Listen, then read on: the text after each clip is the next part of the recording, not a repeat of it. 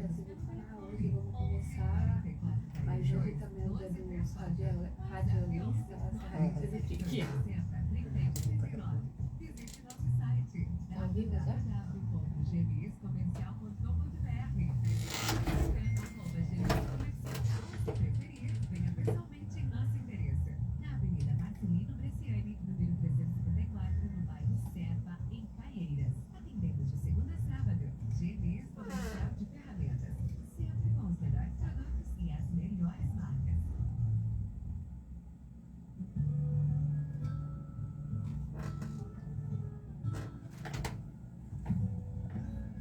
Fala galera, estamos no ar, hein? Mais um programa Vem Onda Podcast aqui na sua rádio Onda Caieiras.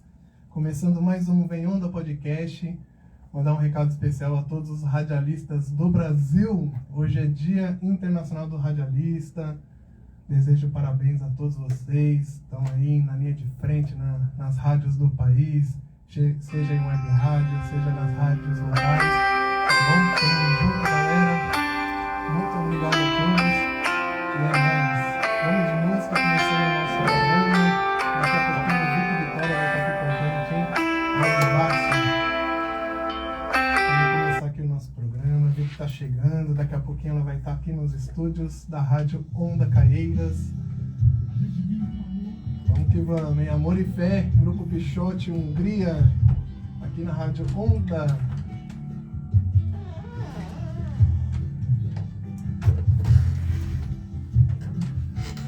Fala galera do Instagram, tamo junto, obrigado a presença de todos vocês que estão chegando aí. Deixa eu só arrumar aqui. Prontinho, tamo junto galera, sejam todos bem-vindos aí, valeu? Daqui a pouquinho o Vicky Vitória vai estar aqui com a gente, super bate-papo. Ela que é jornalista esportiva aqui da região de Caieiras, vai estar aqui com a gente nos estúdios, hein? Super programa pra vocês, imperdível. Seja bem-vinda, Ricardo, a Mari tá aí também. Sejam todos bem-vindos aí na live, hein?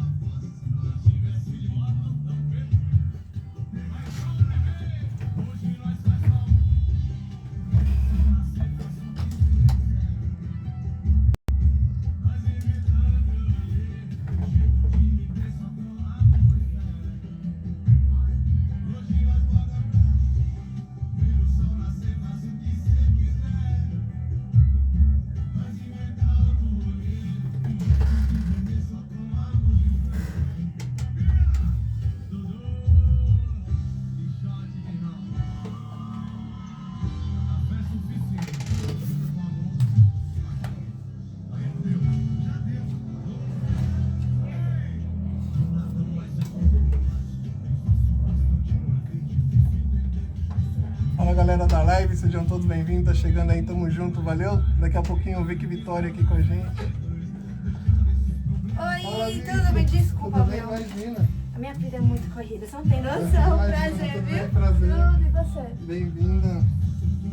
Ai, Quer uma água? quer não, vou ligar. É um pouquinho de água só. De água? Isso, por favor. Ai, nossa.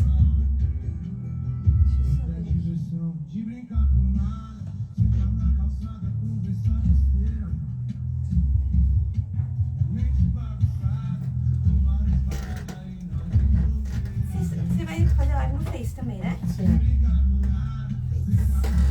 Tá pelo Instagram agora. Depois vai jogar renderizado no Face.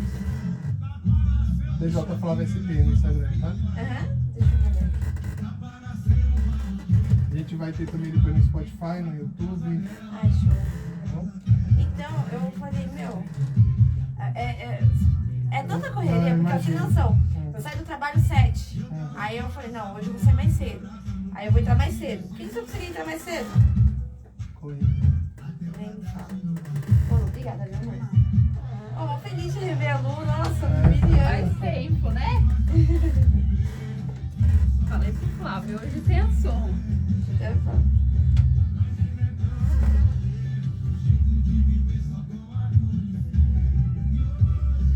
eu compartilhar o file de novo. Vou colocar também no meu.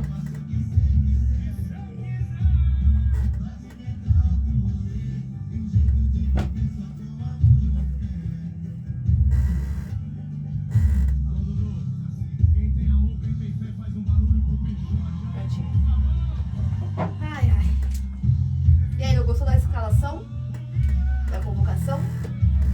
Não, eu e o Flávio já tava vendo que... Não, Daniel Alves, que vocês não gostaram? Nossa A senhora. Daniel Alves foi uma piadinha com a nossa cara. Mas o resto eu gostei, meu. Não, acho que o Thiago Silva... Não tem outros nomes, né? Isso aí eu já até entendo. Eu passo um pano, mas agora o Daniel Alves realmente não dá pra passar pano pro Tite não, hein? O Martinelli eu acho que não... Ele tá bem lá no Tá, Márcia, mas né? entre ele, na minha... Entre ele e Gabigol, 1000 vezes o Gabigol. Pelo momento do Gabigol. É. Não tem como deixar o Gabriel de fora. Muita gente... 6h06. Fala galera, tamo no ar, programa Vem Onda Podcast aqui na sua rádio Onda Caieiras. E hoje começando o programa com uma super convidada aqui pra vocês, hein? Ela que é jornalista esportiva, tá aqui com a gente, aqui da nossa região, hein? Daqui de Caieiras.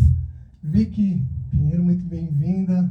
Muito obrigado pela sua participação, pela sua presença. Uma honra muito grande tê-la aqui conosco, tá bom? Boa tarde, né? Quase boa noite já. Muito obrigada aí pelo convite, Flávio. Obrigada a todos aí que estão aqui acompanhando com a gente. Opa, tá certinho? Tô desacostumada. Bom, então a honra é minha, né? A honra de ter esse espaço aí para bater um papo, se apresentar um pouco mais, ainda mais fortalecendo aqui, como sempre, a nossa região de Caieiras, que eu amo demais. Sou suspeita para falar, nascida e criada por aqui. E é isso, a honra toda minha, é um prazer enorme estar aqui. A honra é nossa também, com certeza. Grande Vicky. Fala um pouquinho pra gente como é que começou a sua carreira, né? Nessa vida esportiva, cobrindo jogos, fazendo as coberturas. Bom, essa história é muito engraçada, né? Porque assim, aqui ao lado eu vou até mencionar a Luana, que não tem como, nossa, muito feliz de rever ela. Ela que já conhece, eu envolvo ela nessa conversa justamente porque desde a época de escola eu era aquela garota que ficava no fundão debatendo futebol. Então eu era aquela pessoa, né? Eu sou palmeirense, embora a gente tenha que deixar um pouco de lado o time, ficar um pouco mais imparcial por causa do jornalismo, mas não tem como negar, né? Todo mundo me conhece assim. E eu era insuportável numa segunda-feira após rodada de Campeonato Brasileiro. Sim. Também eu era muito esculachada quando o Palmeiras não ia bem, né? Então, era sempre... Mas, assim, o fato é que eu sempre estava no meio do assunto futebol. Então, isso sempre me pegou muito. Eu gostava muito. Até hoje, a galera que estudou comigo no Mário Toledo, lá em Laranjeiras, fala, nossa, só lembro de você na época de escola que todo dia você saía de Palmeiras.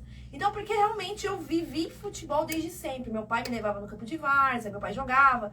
Então, assim, a minha vivência no futebol acompanha a minha vida toda. E o jornalismo era um sonho pra mim, só que a gente cresce, né? Você sabe, a gente que é mais da periferia, a gente sabe que às vezes a gente tem que buscar o que é o retorno pra gente mais breve do que um sonho, né? Então, eu entrei como jovem aprendiz numa empresa grande, aí eu precisei fazer faculdade, eu fiquei naquele, faço jornalismo ou não. Eu fui fazer o que era mais viável pra minha carreira naquela situação, então eu fiz administração. E consegui na minha vida de sempre. O futebol um hobby, o futebol, debatendo futebol, e aí segue a vida. Até que um certo dia, meu amigo Ron Borges, né? Acho que todo mundo de Caieiras o conhece muito bem, veio com uma ideia louca. Falou, Vicky, que tal a gente na várzea, eu que apaixonada por futebol de várzea, que tal a gente colocar ali um som, bater um papo e eu começar a narrar os jogos e você ser minha comentarista? A gente já tinha feito essas brincadeiras algumas vezes, né? Num bar de amigos nossos, às vezes um Palmeiras e Corinthians, ele narrava e eu comentava.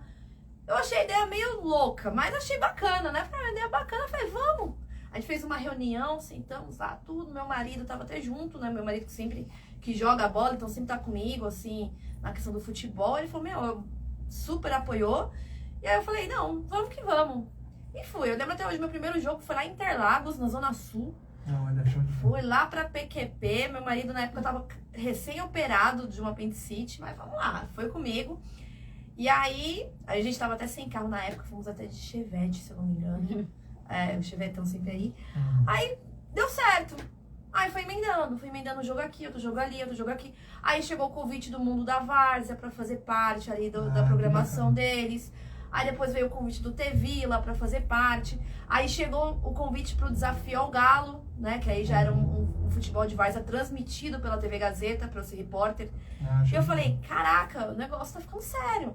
E aí me veio na cabeça, vou começar a estudar jornalismo, né? Pra aperfeiçoar um pouco mais. Sim. Se eu pego hoje eu não sou tudo isso, mas na época que eu comecei, eu tenho até vergonha de ver, né? Não. E aí foi difícil, né? Sempre muito. Ainda mais que nem eu falei, né? Eu não tinha a bagagem da comunicação, eu só tinha o conhecimento do futebol, né? E aí foi fluindo. Aí hoje, atualmente, né? Ainda não é meu trabalho principal, eu trabalho, né, em outra empresa, tudo, de segunda a sexta.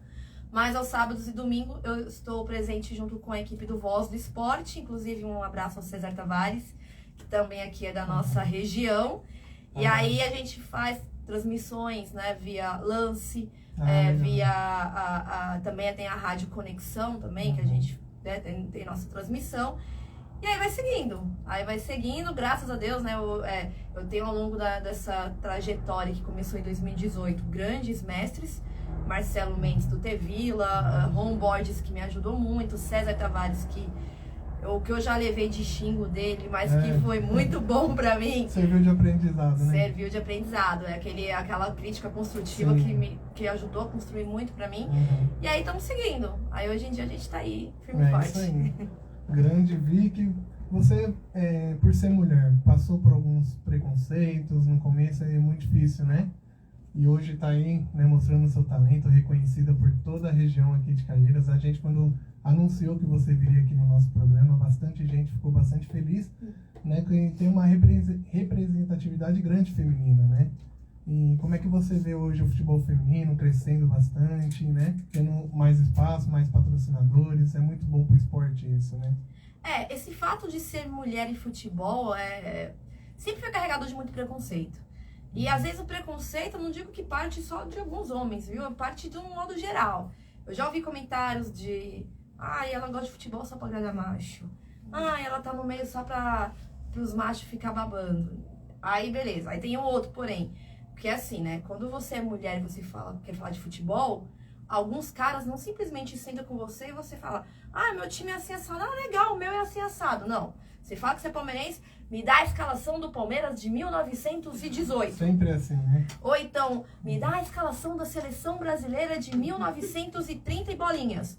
Eu falo, cara, eu só quero falar de futebol. Pelo amor de Deus, eu não sou uma enciclopédia. Tem aquela coisa do homem, muitas vezes, achar que fica assustado de ver uma mulher que entende mais do que ele de futebol, né? Aí ele fica querendo, sabe, argumentar, querer achar alguma coisa. Mas hoje em dia a gente vê muito isso, o crescimento feminino no esporte é muito bom, né? Eu acho muito importante esse crescimento, né? Então, mas aí também a auto-ressalva, né? Que nem eu falo, eu sempre brinco que existe, mas eu me apego a que é uma minoria. Porque a maioria, sim, a maioria respeita, apoia. Eu converso muito futebol, eu debato muito futebol. E as oportunidades que surgiram para mim no futebol partiram de homens. Então, assim, eu busco não me apegar nesse ponto do machismo, né? Claro, é muito bacana ver uma representatividade. Quando eu comecei nesse meio, principalmente na várzea, eu era praticamente a única mulher no meio disso. Hoje a gente já vê grandes nomes surgindo, a gente vê grandes pessoas, mulheres ali, cada vez mais com um espaço maior. E isso é bacana. Claro que a ideia que eu penso não é você ter um espaço assim, a mulher tem que ter um espaço por obrigação. Não. Eu acho que tem que ter um espaço para quem gosta de futebol. Independente de ser homem, ser mulher, ou seja lá o que for. Eu acho que todo mundo tem que ter um espaço e também não tem que ser um espaço por piedade. Tem que ser um espaço por qualidade. Aí, se a pessoa acha, nossa, a Vitória é competente, vem. Não só porque, nossa, é uma mulher, vamos botar ela para falar de futebol. Não. Se quer, seja pela qualidade que você tem. Eu acho que às vezes é um mundo assim que a gente se apoia. Ou que às vezes o cara tem que ser muito a luta contra o machismo, ou tem que ser muito a luta do feminismo. Não, pode ser só nenhuma luta. O equilíbrio, né? Tem um Importante. equilíbrio, entendeu? Então, assim, por isso que às vezes o pessoal já me cobraram bastante. Ah, você não levanta bandeira? Você é uma mulher no meio? Eu falei, não é que não levanto bandeira. É porque eu acho bacana, só que a partir do momento que tem que ser, eu não quero forçar algo, né? Eu nunca gostei de forçar. Então eu quero que as pessoas sentem comigo, falem de futebol, e aí dali eles vão ver se eu sou boa ou não. Se eu sou boa, ótimo. Se eu não sou boa, ok. Não somente pelo fato de eu ser uma mulher, entendeu? E aí, ao longo disso, né, eu já fui muito parabenizada, já fui muito criticada, já teve o reconhecimento, e muito partiu do público masculino que sempre me respeitou, né? Principalmente no campo de várzea, já teve muitas situações assim que eu estava ali presente, os caras respeitando, os caras ali numa boa. Teve uma ou outra ali fora da casinha, mas aí a gente, né, dá aquele famoso gelo, aí a pessoa se coloca no lugar, e aí que segue. Então, assim, no ponto de ser mulher, e hoje em dia, eu não vou dizer que tá mais fácil, mas hoje em dia tá mais flexível, né? Sim. Que nem eu tô falando, né? A gente vê o futebol feminino. Antes, o futebol feminino tinha que ser enfiado goela abaixo para as pessoas aceitarem. Até que hoje você vê que é bacana um corintiano levar a esposa, os filhos, para ver uma final do Campeonato Brasileiro em Itaquera, do futebol feminino. Então, é o gosto que vai se formando, e é isso que eu sou favorável. Cara, dá uma chance pro futebol feminino.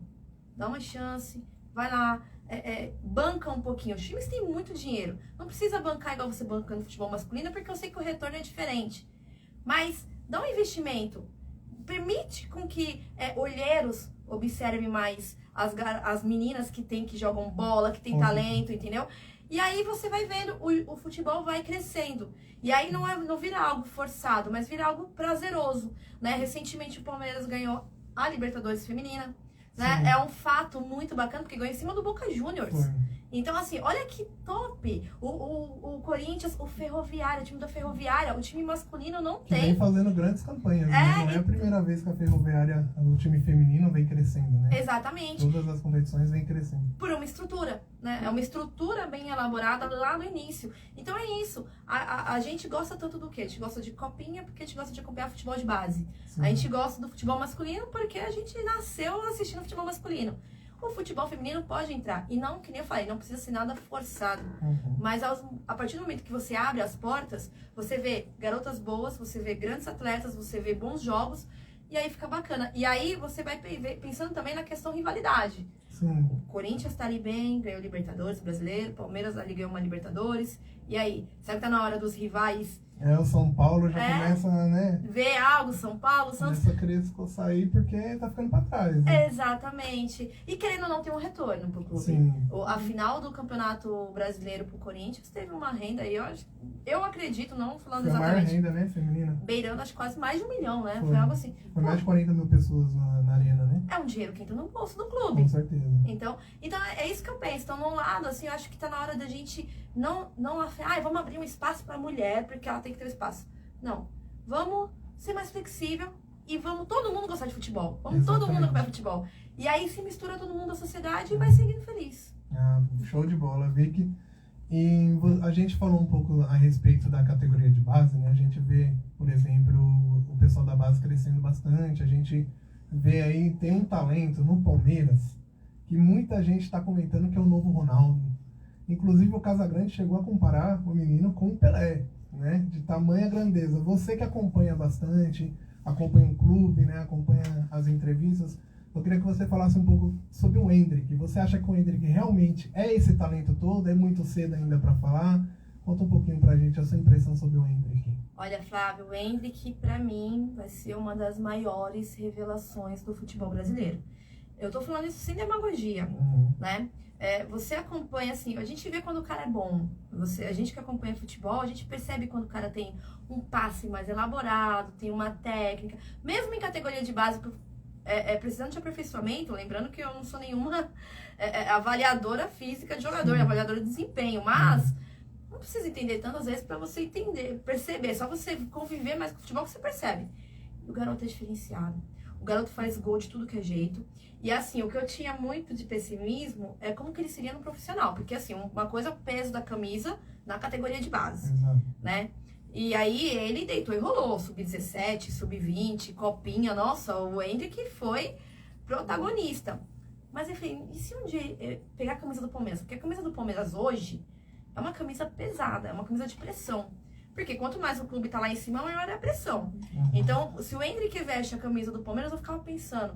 E aí muita gente era favorável, por exemplo, dele ir pro Mundial em fevereiro. Porque por causa da regra da FIFA era permitido. Sim. Ele não podia ainda jogar no profissional no Brasil, mas podia jogar lá fora.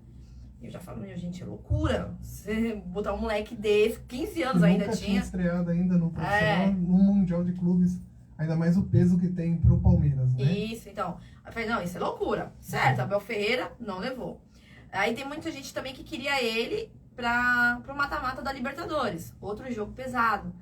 Complicado. Um golzinho que o moleque perde, a torcida do Palmeiras, que já é pouco exigente, ia pegar no pé do menino. Deixa. Aí entrou no Brasileiro. Aí eu falei, não, o Brasileiro é mais leve. Embora o Palmeiras tá brigando pelo título, mas vamos ver. Eu esperava uma estreia mais tímida dele. E aí você viu o gol que ele fez contra o Atlético Paranaense, lá no Paraná. Nossa.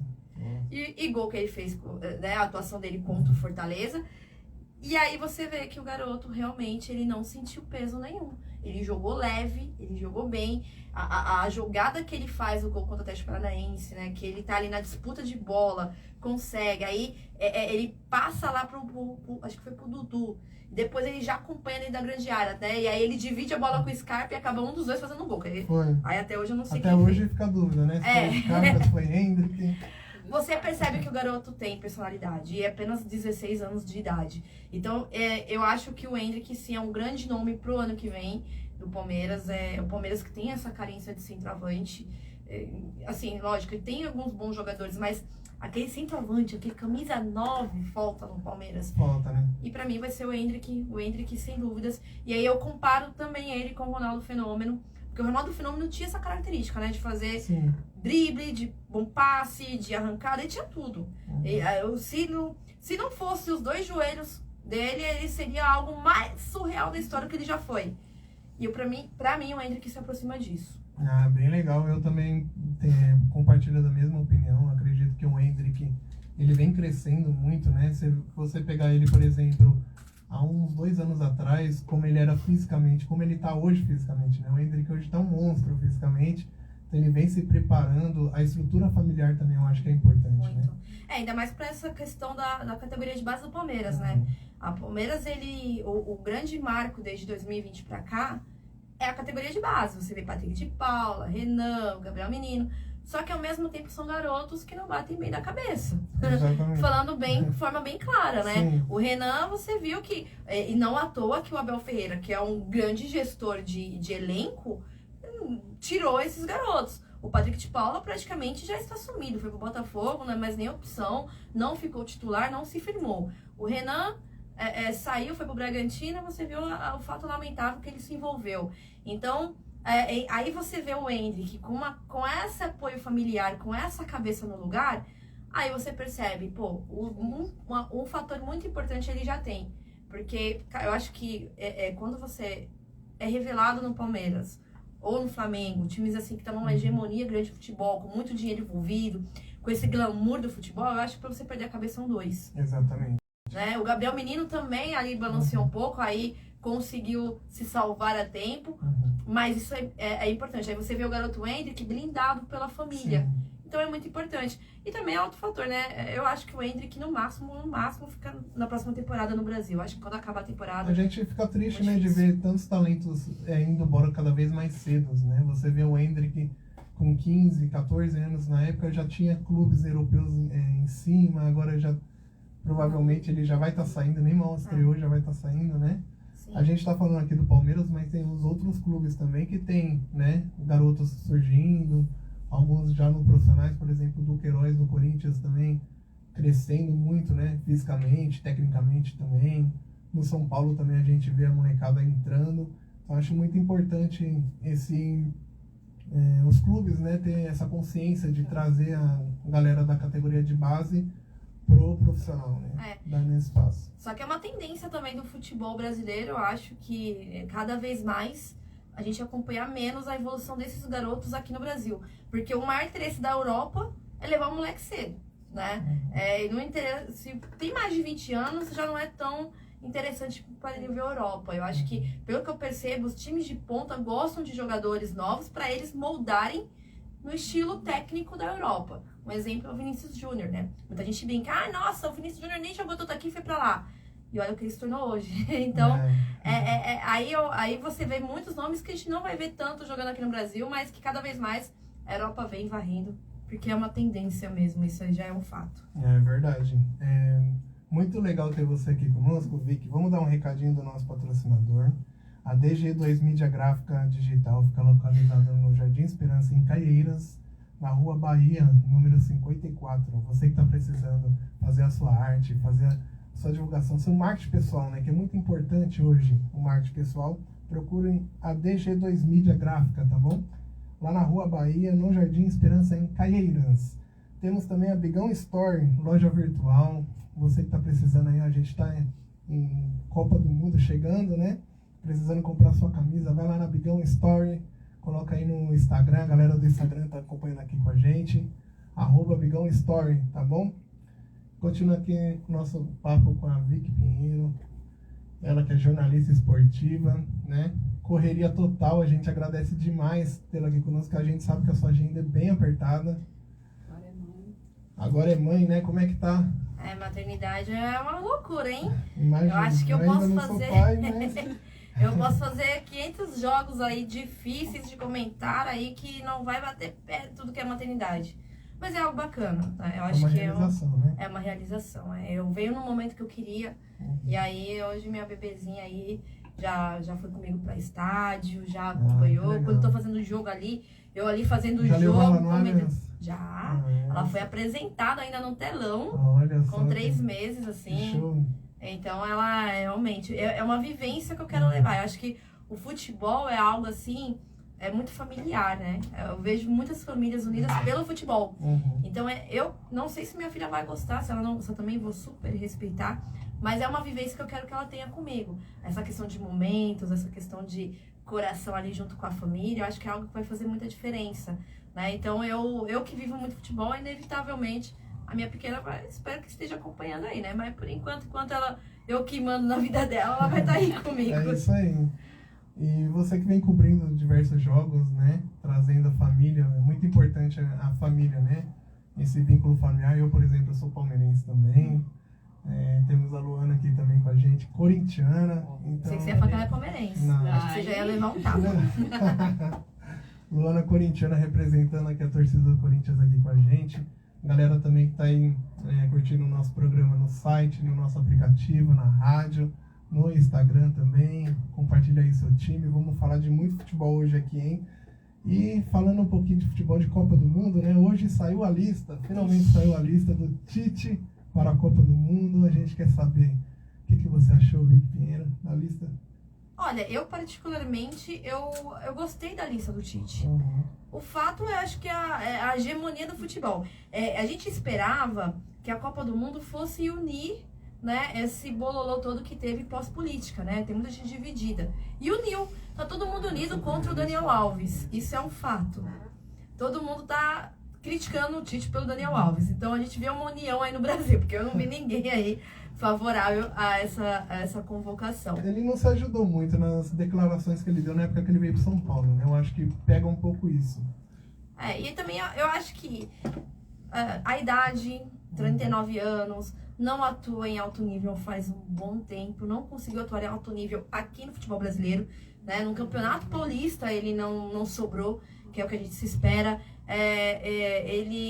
Eu tenho certeza que ele se cuida fisicamente, mas ainda assim, eu vi muita gente fazendo comparação, se for por olhar pro lado físico, então convoca o Cafu, que é um ex-jogador com bom físico. Não gosto. Mas é uma questão assim que realmente ficou...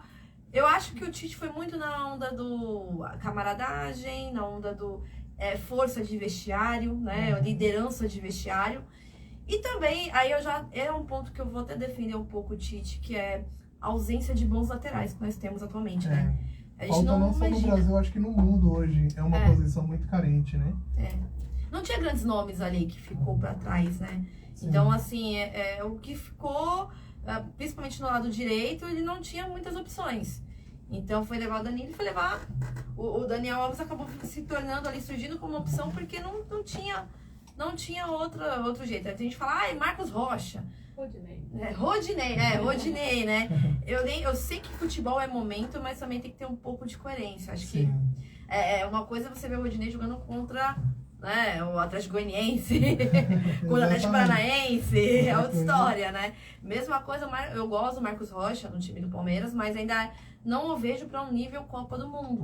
Aí tem o Fagner, que pra mim é um grande lateral também, mas não tem mais físico. Vamos aproveitar que a Vipeiro tá aqui, né? E a gente tá com a lista da convocação do Tite aqui, vamos analisar nome por nome para ver a opinião dela, que é muito importante, né? Ela que é uma grande comentarista esportiva. Vamos saber aí o que você achou dos goleiros, Alisson, Ederson e o Everton. Eu achei justo, né? Aí já são os 3 goleiros que o Tite convoca nos últimos anos.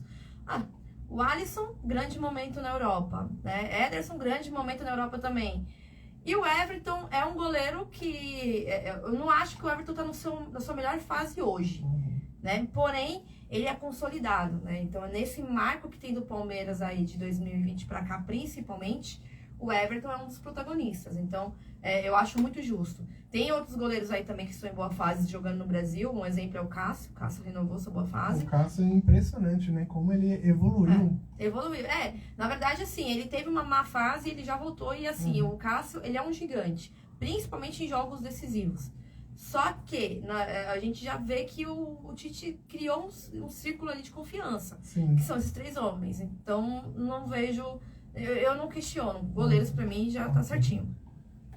Aqui a gente tem Dani Alves e Alexandre. Também é inevitável os laterais, né? O Danilo pelo lado direito, o Alexandre. Teve uma grande baixa aí, que foi o Arana, né? O Arana, eu acho que ele iria pra Copa. Foi muito triste, né? Foi. O que aconteceu com ele. E lembrando, né, que foi o Cadu, que deu aquela entrada um pouco forte, né? Que o palmeirense não lembra. Grande Cadu, pra quem não conhece, a torcida do Palmeiras que está acompanhando aqui com a gente sabe quem é o Cadu, né? A polêmica que deu na contratação do Carlos Eduardo. Valor investido absurdo. Absurdo pra um jogador assim, que não estava num bom momento no clube dele lá na... Eu nem Eu não lembro onde ele estava agora, mas ele estava... ele jogou no Goiás, né? Jogou no Goiás. Mas ele nunca foi uma pessoa, assim, um jogador diferenciado, né? Mas eu acho que aí na lista dos laterais fica esse asterisco do Daniel Alves, que pra mim eu acho que o Tite foi teimoso, né? Ele quis agir na teimosia. Não tem outros nomes, porém a gente tem jogadores que podem jogar improvisados como lateral. Éder Militão mesmo, ele já atuou como lateral direito, então ele é uma opção. Não sei se o Daniel Alves vai ser a primeira opção de imediato. Impressionante crescimento do Militão, né? Ele chegou no Real Madrid, vestiu a camisa, pegou a titularidade. É aquele caso, né, gente?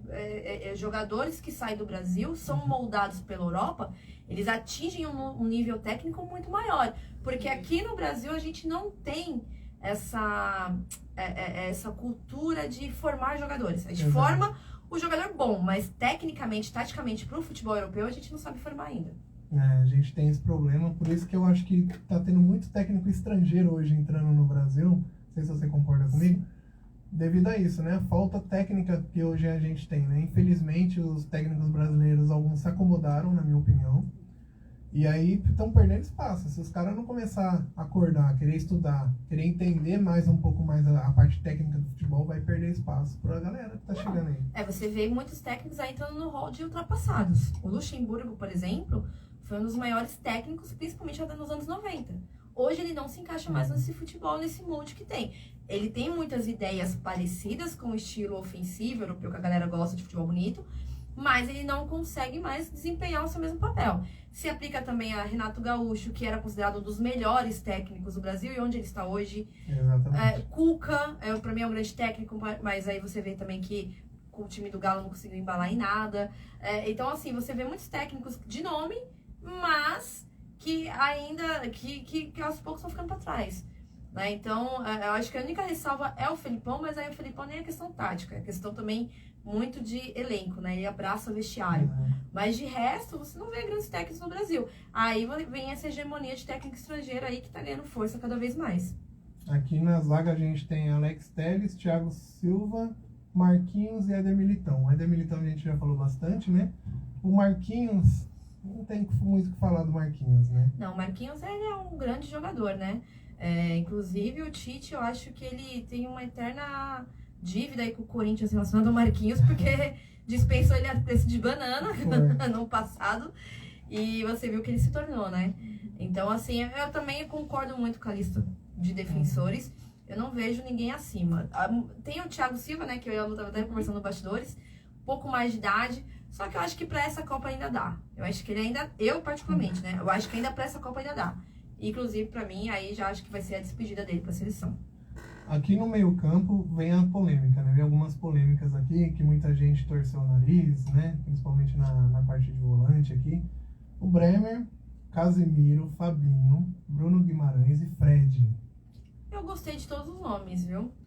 O Bremer, que eu conheço um pouco menos, não acompanho tanto, tá? Mas, segundo amigos que acompanham mais o futebol europeu, eles estão bem lá fora. Fred e Fabinho, pra mim, são... tem gente que não gostam porque não tem tanto conhecimento do nome. Mas se você pega alguns jogos da seleção brasileira, teve até um Brasil e Argentina que Fred e Fabinho fizeram uma grande partida, né? São eles dois ali no meio, principalmente. Um marca muito bem, o outro sai bem com a bola, né? Eles têm um passe bem melhorado. O Casemiro, pra mim, tem vaga cativa na seleção. Casemiro, pra mim, é um dos melhores volantes do mundo já há algum tempo, né? E também é um caso que foi dispensado do São Paulo ali, meio que... Exato, são meio brigados. Questionado, exatamente. Aí também foi aperfeiçoado ao nível europeu.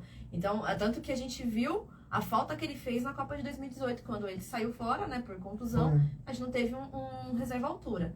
Mas nessa questão de volantes, Fabinho, Fred, o Bremer, o Casemiro... Bruno Guimarães. E o Bruno Guimarães também é outro forte. Nome muito Joga bom. muito, né? Joga muito bem. Se não me engano, ele é do Atlético Paranaense. Sim. E é um grande jogador também. Então, assim, é um meio muito fechado, muito bem aí, que eu não tenho o que questionar, não. Aqui na parte de ataque, o Paquetá, Everton Ribeiro, Neymar Júnior, fez comentários. Vinícius Júnior, Gabriel Jesus. Falar um pouquinho sobre o Gabriel Jesus, que ficou um pouco fora das últimas convocações, agora entrou na lista final, né? Também teve algumas pessoas que também questionou um pouco. O que você acha um pouquinho? Ele tá muito bem no Arsenal. Isso é um fato, né? O Arsenal aí teve fez algumas contratações, ressurgiu bem. E o Gabriel Jesus tá fazendo gol a rodo. E fora que o Gabriel Jesus, ele é um homem de confiança do Tite. Então, esse nome eu não acho questionável, né? Eu acho que, assim, entre todos os cogitados, o Gabriel Jesus tem a sua vaga ali perfeita. Igual o Everton Ribeiro.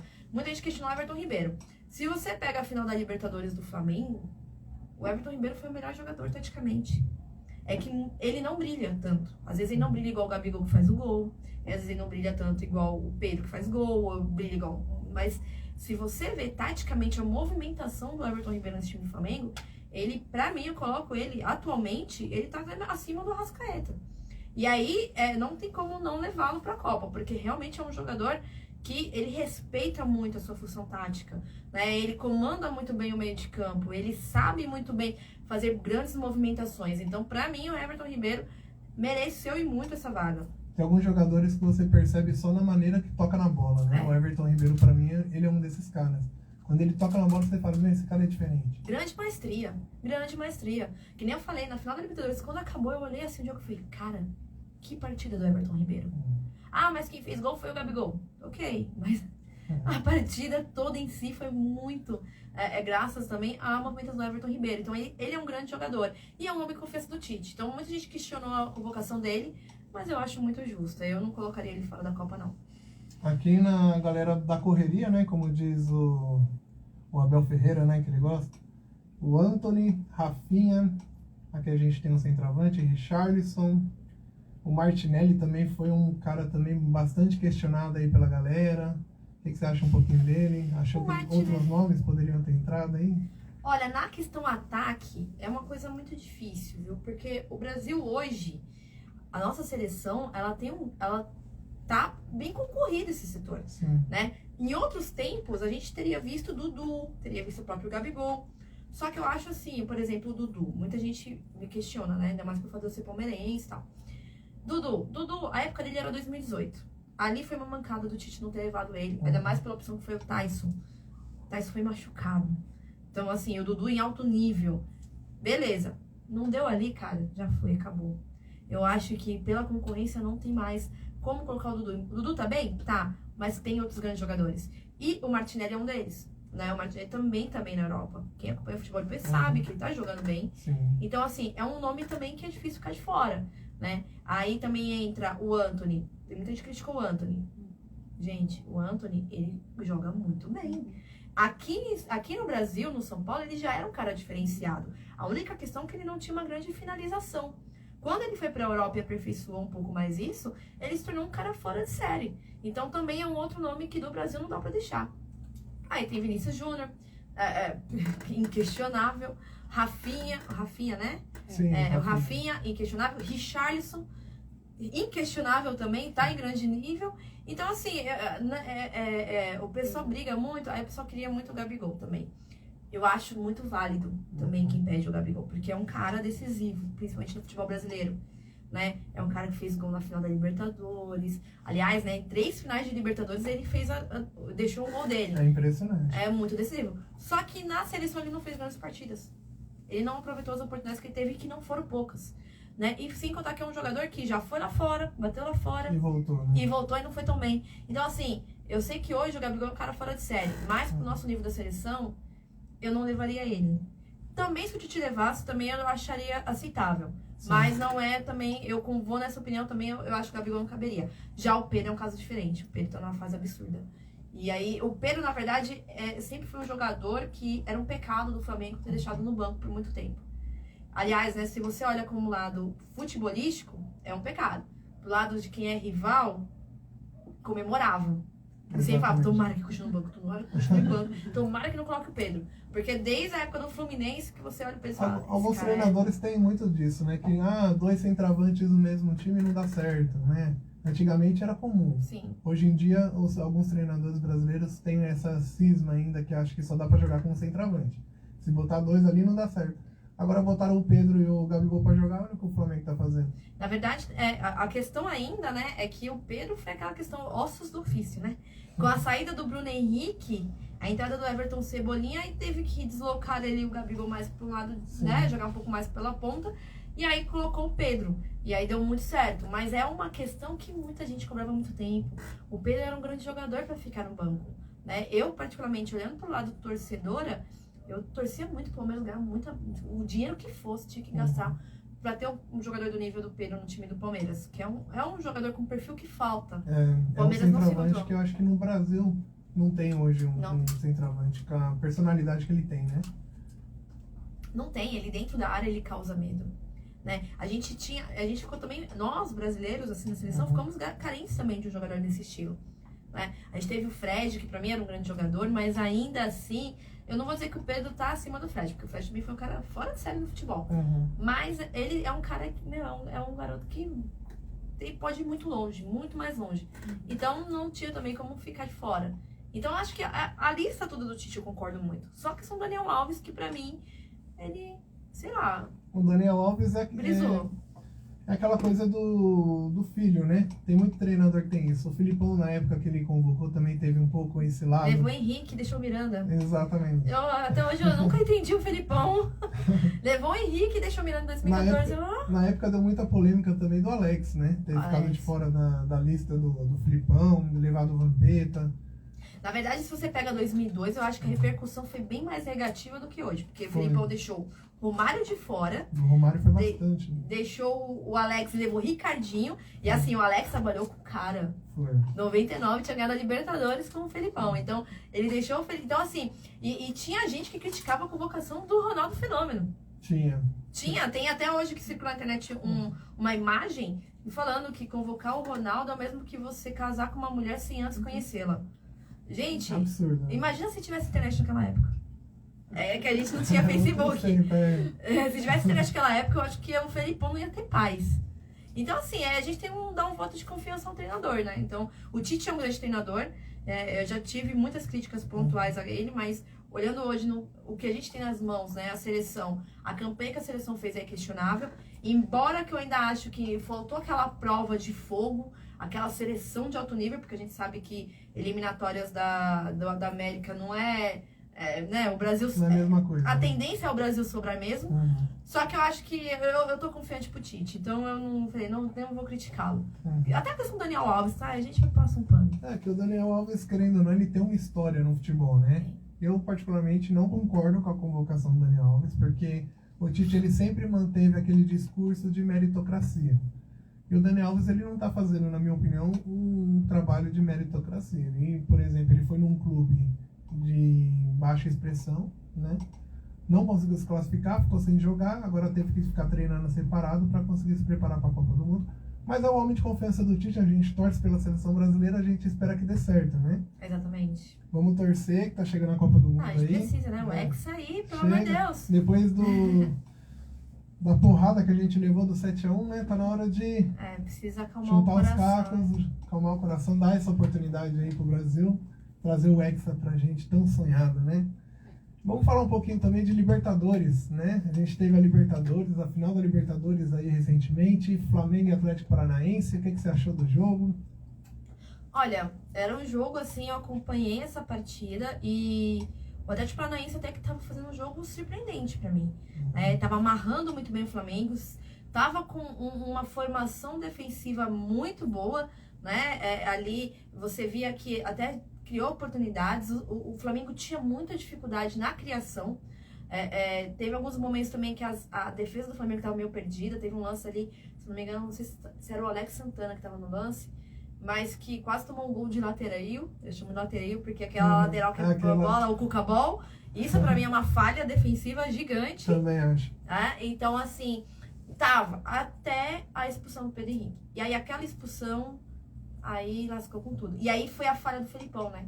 Porque o Felipão demorou pra alterar. Se ele tivesse colocado já ali, acertado a zaga no momento da expulsão, naquele gol do Gabigol poderia ter saído? Poderia, não sabemos. Sim. Mas pelo menos não teria claramente, né, o desfalque defensivo do Atlético Paranaense. Quando a gente vê ali o lance do gol do Flamengo, o Gabigol sobra sozinho porque faltava um marcador ali acompanhando ele. E foi justamente essa falha. O Felipão, na hora que foi expulso, acho que ele já deveria ter feito a substituição. Não foi feito, tomou o gol, e aí não teve força de reação, né? Porque você tá encarando o Flamengo. Então, não é fácil, né? Então, foi quase. Então, bateu na trave o Atlético Paranaense. Acho que se não fosse a expulsão, poderia ter ido mais longe. Sobre o Mundial de Clubes, né? O Flamengo tá indo pro Mundial, a torcida do Flamengo aí tá confiante. Você acha que o Flamengo tem chances de bater o Real Madrid? Tem chance de chegar na final? Olha, pra ser sincera, eu acho que é possível. Eu não vou mentir, não.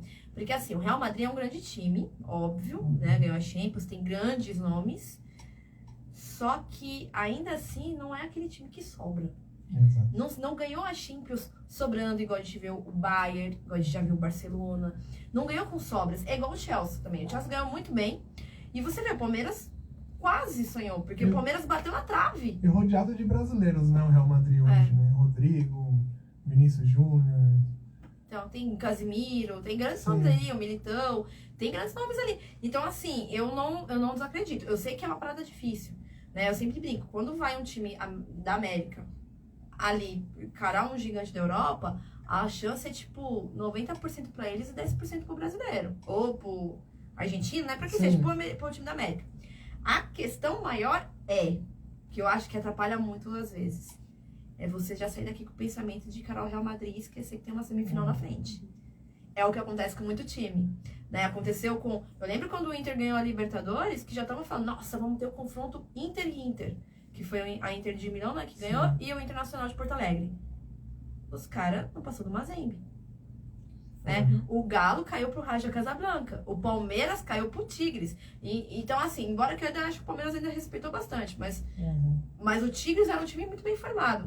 O investimento do Tigres na época do Mundial era comparado ao do Palmeiras. Né? Exatamente. E pra quem lembra, né, lá num passado recente, de time mexicano em Libertadores, sabe que são times, às vezes, muito meio complicados, meio carrascudos, né? Então, assim, eu acho que o Flamengo pode ganhar uma força contra o Real Madrid. Não é tão surreal de pensar na possibilidade. Igual, por exemplo, quando o Santos ganhou a Libertadores, que encarou o Barcelona de Messi, Ali a gente já sabia. Era meio previsível que ia ser uma goleada. Sim. Eu já não vejo com esses olhos, né? Então, o favoritismo, obviamente, é do Real, mas eu acho que é meio, olha, não é tão loucura. Mas tem que manter o foco na semifinal, porque é a semifinal que costuma dar zebra. E aí a zebra pode vir ruim aí. É isso aí. E a polêmica, né? Então, vamos entrar um pouquinho de polêmica aqui a respeito do Mundial. De um palmeirense para uma palmeirense, hein? O Palmeiras tem ou não tem Mundial, na sua opinião? O que Então, você acha de 51? eu vou pela história, né? Uhum. História tá historicamente, tem lá registrado. Quando a gente disputa um campeonato entre times do mesmo estado, é um estadual. Entre times do mesmo país, é um campeonato nacional. Quando a gente disputa com âmbito mundial, é um campeonato mundial. Entretanto, não sou hipócrita, 51 foi um título mundial. Foi um título que todo mundo comemorou. Foi em cima do Juventus da Itália. Então foi um time ali que, para quem vê a história do futebol, esse título do Palmeiras acolheu o Brasil pós uma perda de Copa do Mundo. Com o Maracanã lotado. Com o Maracanã né? lotado, mais de 100 mil. Mais de 100 Porque mil naquela pessoas. época, né, não tinha essa questão aí de capacidade. Então, assim, foi o Brasil em festa. Quem viveu na época e conta, sabe. Só que ao longo dos anos, surgiu a Libertadores. Na época não tinha. A partir do momento que surge a Libertadores, você avalia o quê? Você avalia um time ganhar um continental para depois disputar um mundial de alto nível. E esse mundial de alto nível é esse reconhecido pela FIFA, que hoje não tem, o Palmeiras não tem. É esse organizado pela FIFA que o Palmeiras não tem. Isso é um fato. Né? O Palmeiras, ele não venceu uma Libertadores da América. Assim, quer dizer, venceu, óbvio. Mas não venceu a disputa entre os campeões continentais. Então, esse Mundial, que é o que vale, que pega pra galera hoje em dia, o Palmeiras não tem. Então, não adianta a gente bater nessa tecla. Lógico, você falar que o Palmeiras não tem Mundial, é meio que ir contra o fato. Mas, nas ações de rival, eles vão se aproveitar mesmo, porque esse Mundial mesmo, atual, o Palmeiras não tem. E aí, hoje é a obsessão, né? Antes era a obsessão da Libertadores. Sim. Hoje é a obsessão palmeirense. Então, isso é um fato. Tanto que eu até brinco, né? Eu falo, mas aí quando o Palmeiras ganhar o Mundial, Aí vai se ser, prepara. Sabe por segura. quê? Porque aí quem não vai ter Mundial vai ser Flamengo. Exato. Aí o pessoal, como assim? Eu falei, vai começar a falar que Intercontinental não é Inclusive, Mundial. O presidente da FIFA recentemente entrou numa polêmica dizendo que ele vai fazer um novo formato mundial. Ixi, Maria. E aí ele quer apagar todos os mundiais de todos os clubes e montar um novo mundial com vários clubes europeus. Aí imagina a polêmica, vai se tornar muito difícil, eu acho, para os times aqui sul-americanos conseguir conquistar esse título, né? Vai ser quase uma Copa do Mundo de clubes, né? Mas E eu acho aí- que ainda tem chance. Eu acho que os clubes brasileiros ainda têm chance. Imagina você encarar, vamos supondo, né? Uhum. Em uma quarta de final, o Real Madrid. Em uma semifinal, o Barcelona. Em uma final, o Bayern. É muito difícil. É muito difícil. Vamos supor que se chegar até lá, Uhum. sem contar as preliminares, que você vai encarar um Boca Juniors, você pode encarar um River Plate, você pode encarar um Flamengo. Gente, é uma caminhada muito longa. Assim, você vai fazendo os melhores. Uhum. Só que ainda assim, ainda acho que isso vai demorar, porque estão Eu enrolando também pra acho. caramba pra Também fazer. acho. Todo ano, vai ter, cadê? Eu acho que o lado positivo que pode acontecer se fizerem isso é a questão do investimento. Eu acho que o futebol brasileiro ele vai ser visto com os outros olhos, vai vir muita... Tá vindo já, né? A gente vê aí o mercado de apostas entrando forte no futebol, os clubes se tornando empresas, né? E eu acho que com esse Mundial o mercado vai olhar diferente. Para o Brasil pode ser que a gente consiga trazer mais talentos, né? Mais jogadores consagrados aí de volta ao nosso futebol. Essa é a minha esperança, né? Vamos ver. É que o problema, né, nem é só a gente trazer, né? É o jogador querer vir pra cá. Exato. Com o formato que a gente tem do futebol brasileiro, eu acho até que é a possibilidade do Palmeiras, de um Flamengo, pagar caro um jogador bom. Uhum. Assim, um jogador nível alto. O problema é o cara querer vir. Dificilmente um Cavani queria vir pro Brasil. O que motivaria ele vir pro Brasil? O Suárez não quis vir pro Brasil. O Suárez preferiu ir pro Nacional do Uruguai. Então, assim, você tem que ver também a vontade dos jogadores. Né? Jogadores de alto nível, mas que nem sempre o Brasil é atrativo para eles. Uma coisa que o Suárez falou quando eu tinha lido, né? Ele falou que ele não veio pro Brasil por conta do calendário brasileiro de jogos, né? Então acho que é uma coisa que atrapalha um pouco o jogador europeu para vir pro nosso país. Acho que é um problema aí da CBF, né? De fazer tantos jogos, né? É impressionante como o clube joga segunda, quarta. Às vezes 3 jogos na mesma semana. Não tem tempo de preparação. É um ponto que é muito criticado, né? O Abel Ferreira mesmo, que é um cara muito visionário do futebol, ele aborda muito isso.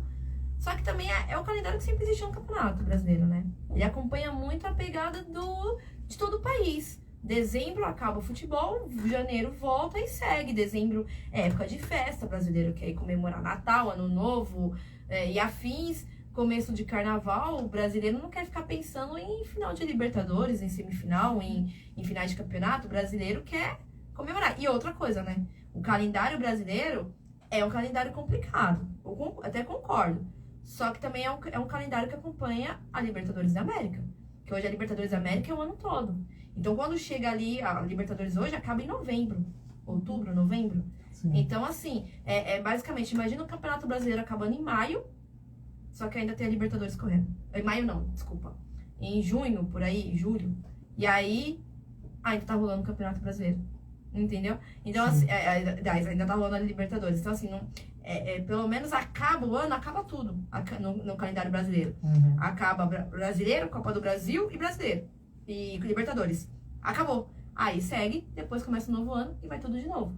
Então, assim, eu acho que eu não sei, olhando pro lado do jogador, eu não sei se seria tão absurdo se adaptar com esse calendário. É que nem eu falo, o que atrapalha muito, eu acho, é a bagunça do calendário. Principalmente com a pandemia, a gente tem essa bagunça até hoje por causa muito de 2020. 2020 foi um absurdo.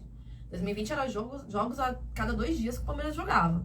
Né? Jogou mais de 80 jogos na temporada. É algo surreal. Só que acho que bem organizado dá pra tocar. Ano que vem mesmo vai ser o ano em que o calendário vai estar. Copa do Brasil acaba em setembro, Libertadores acaba em outubro, Brasileiro acaba em dezembro.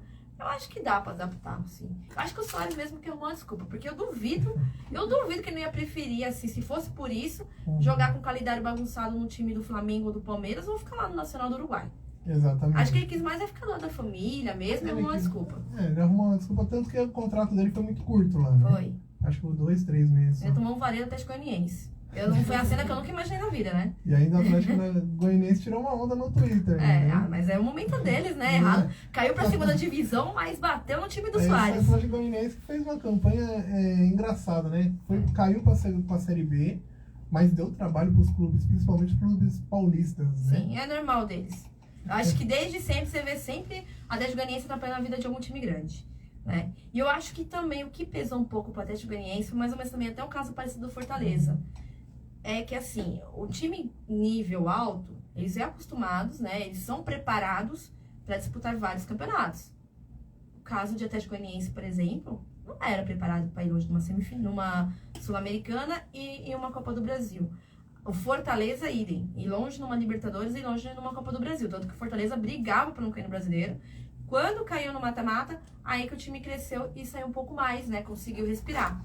Isso é muito porque o time não tem elenco para isso. Mas mal um time grande tem, assim, um time de maior investimento, imagina esses times que não tem tanto investimento. E sem contar também o caso do Fortaleza, eu vou dar um exemplo.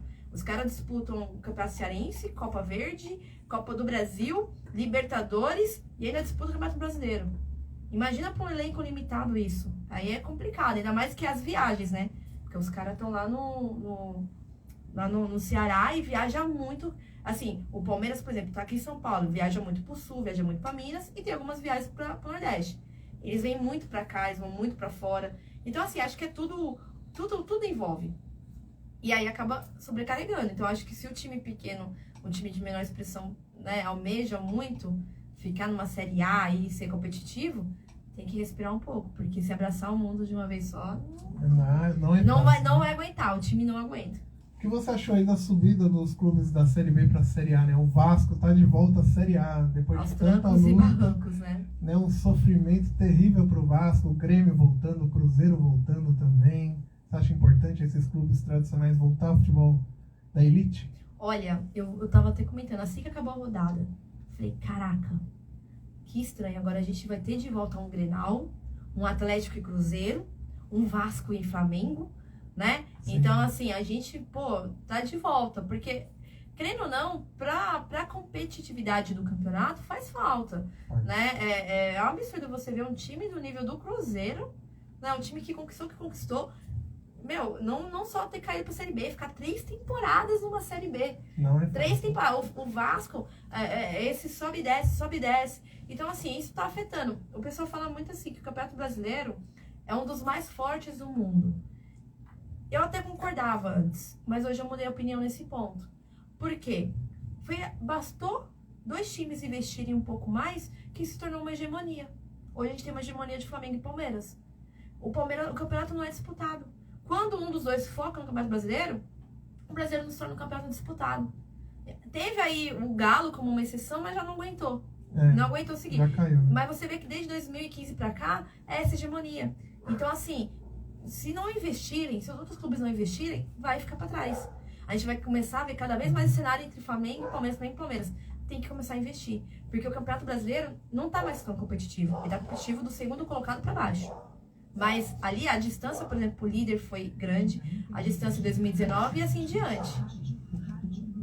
Foi crescendo cada vez mais. Né? Foi. Então aí eu acho que com a volta desses times é bacana, é importante, né? Pra eles também, porque quando tá na Série B não tem mais aquela ajuda de transmissão que influencia muito. E aí, consequentemente, com esse investimento agora voltando, quem sabe dá um respiro maior e tenta pelo menos ser um pouco mais competitivo. Porque Com certeza. ver esses times da Série B era bem estranho. Opa, prontinho. Probleminha técnico já resolvido. Aqui com a Vicky Pinheiro, falando bastante sobre futebol.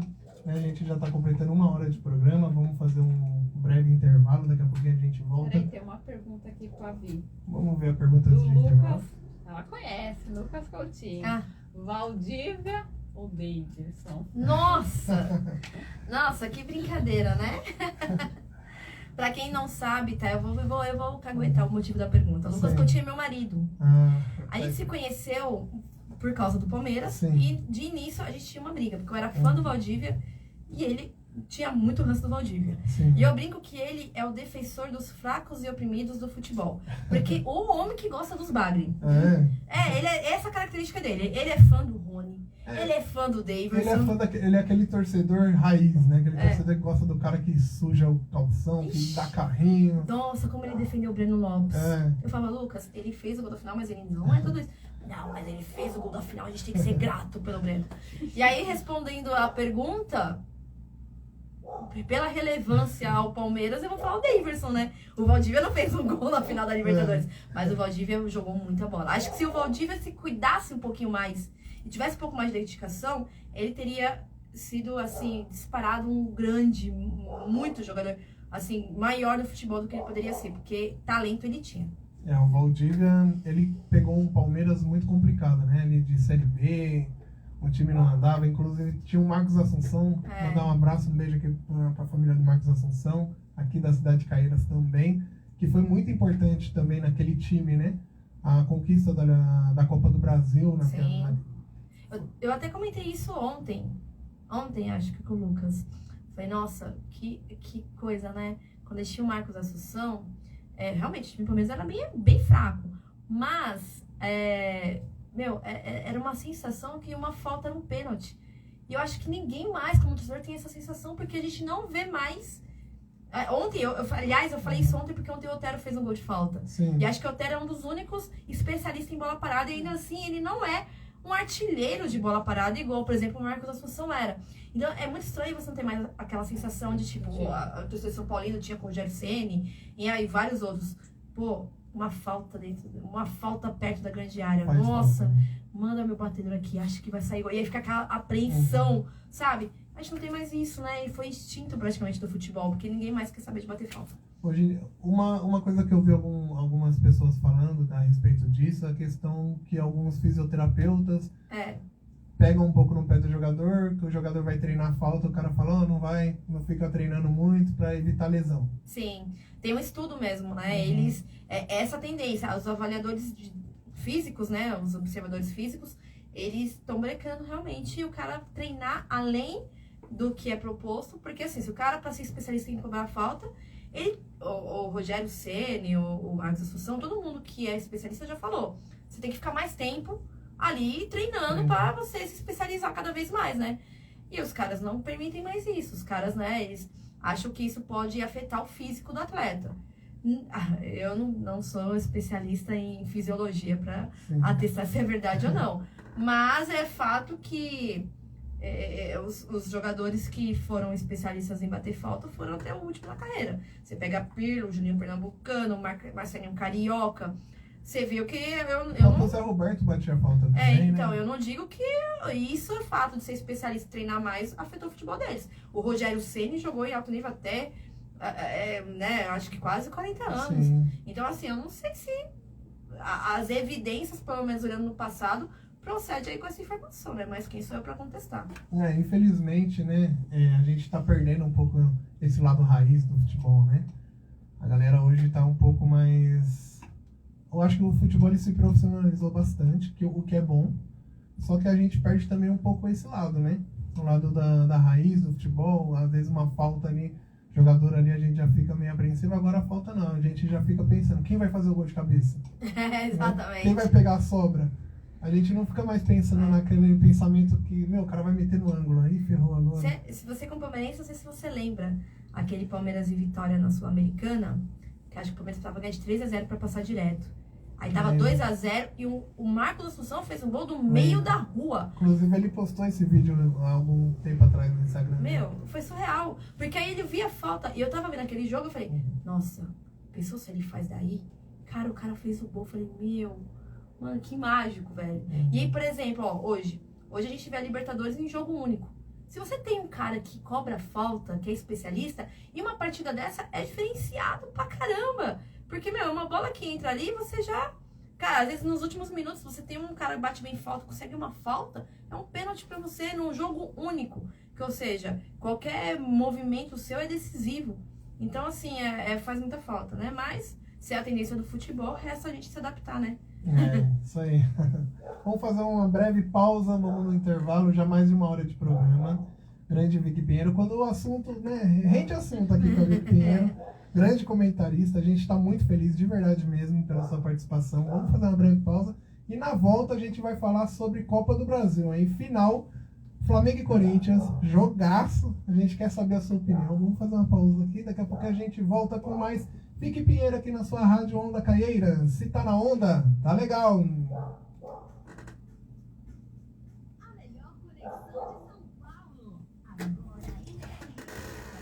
Quiser beber alguma coisa? Quer beber água, quer ir no banheiro?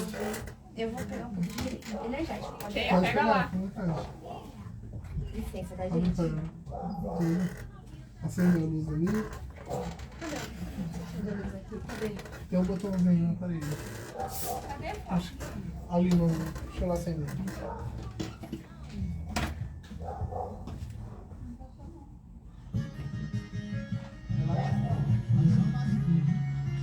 Tem assunto, tem assunto. Tem o Chevette da Vitória aí, né? Tem o Chevette, tem os times que ainda estão ficando pra trás. São Paulo, Santos ainda,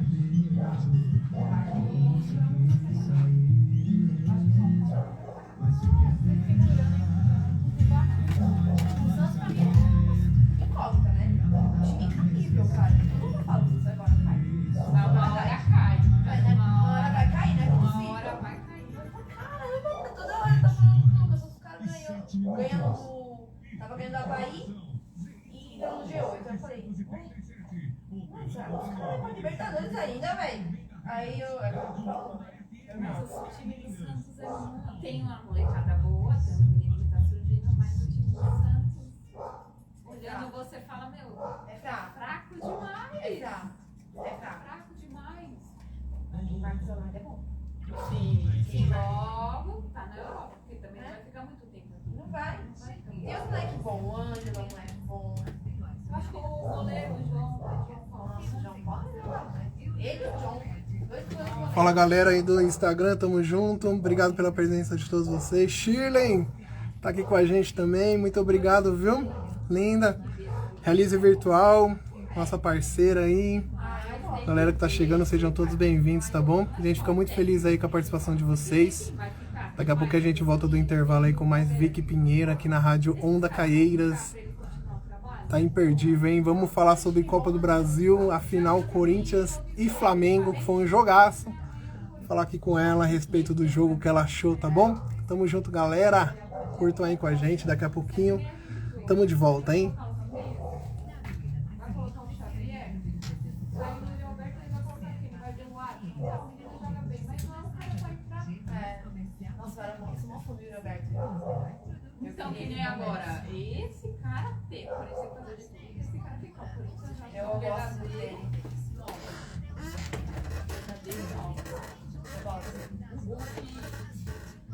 Rogério, nós gostamos do Rogério, mas o louco Rogério Guedes perdeu. Se fosse o Yuri Alberto, seria. Ele é bom, né, Yuri Alberto? Desde o Inter, eu gosto. Não, desde o Santos eu gosto dele. E ele foi pro Felipe Inter de Melo até graça. tinha falado, né, Ele foi pro Inter de graça. De graça. Na hora eu falei, nossa, meu amigo, como é que eu tenho esse cara? Entendeu? Ele custou de quantos milhões?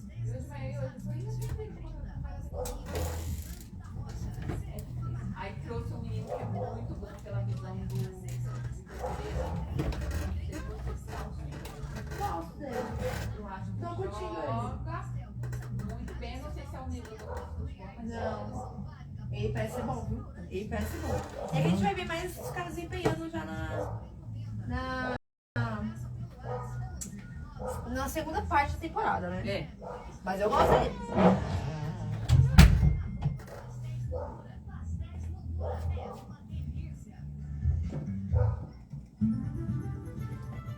Abel Ferreira da seleção. Deixa ele dar.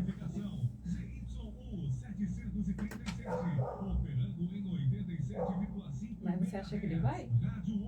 O Abel? Não sei, viu? Eu não sei pela última entrevista da Leila que Ele é fogo, né?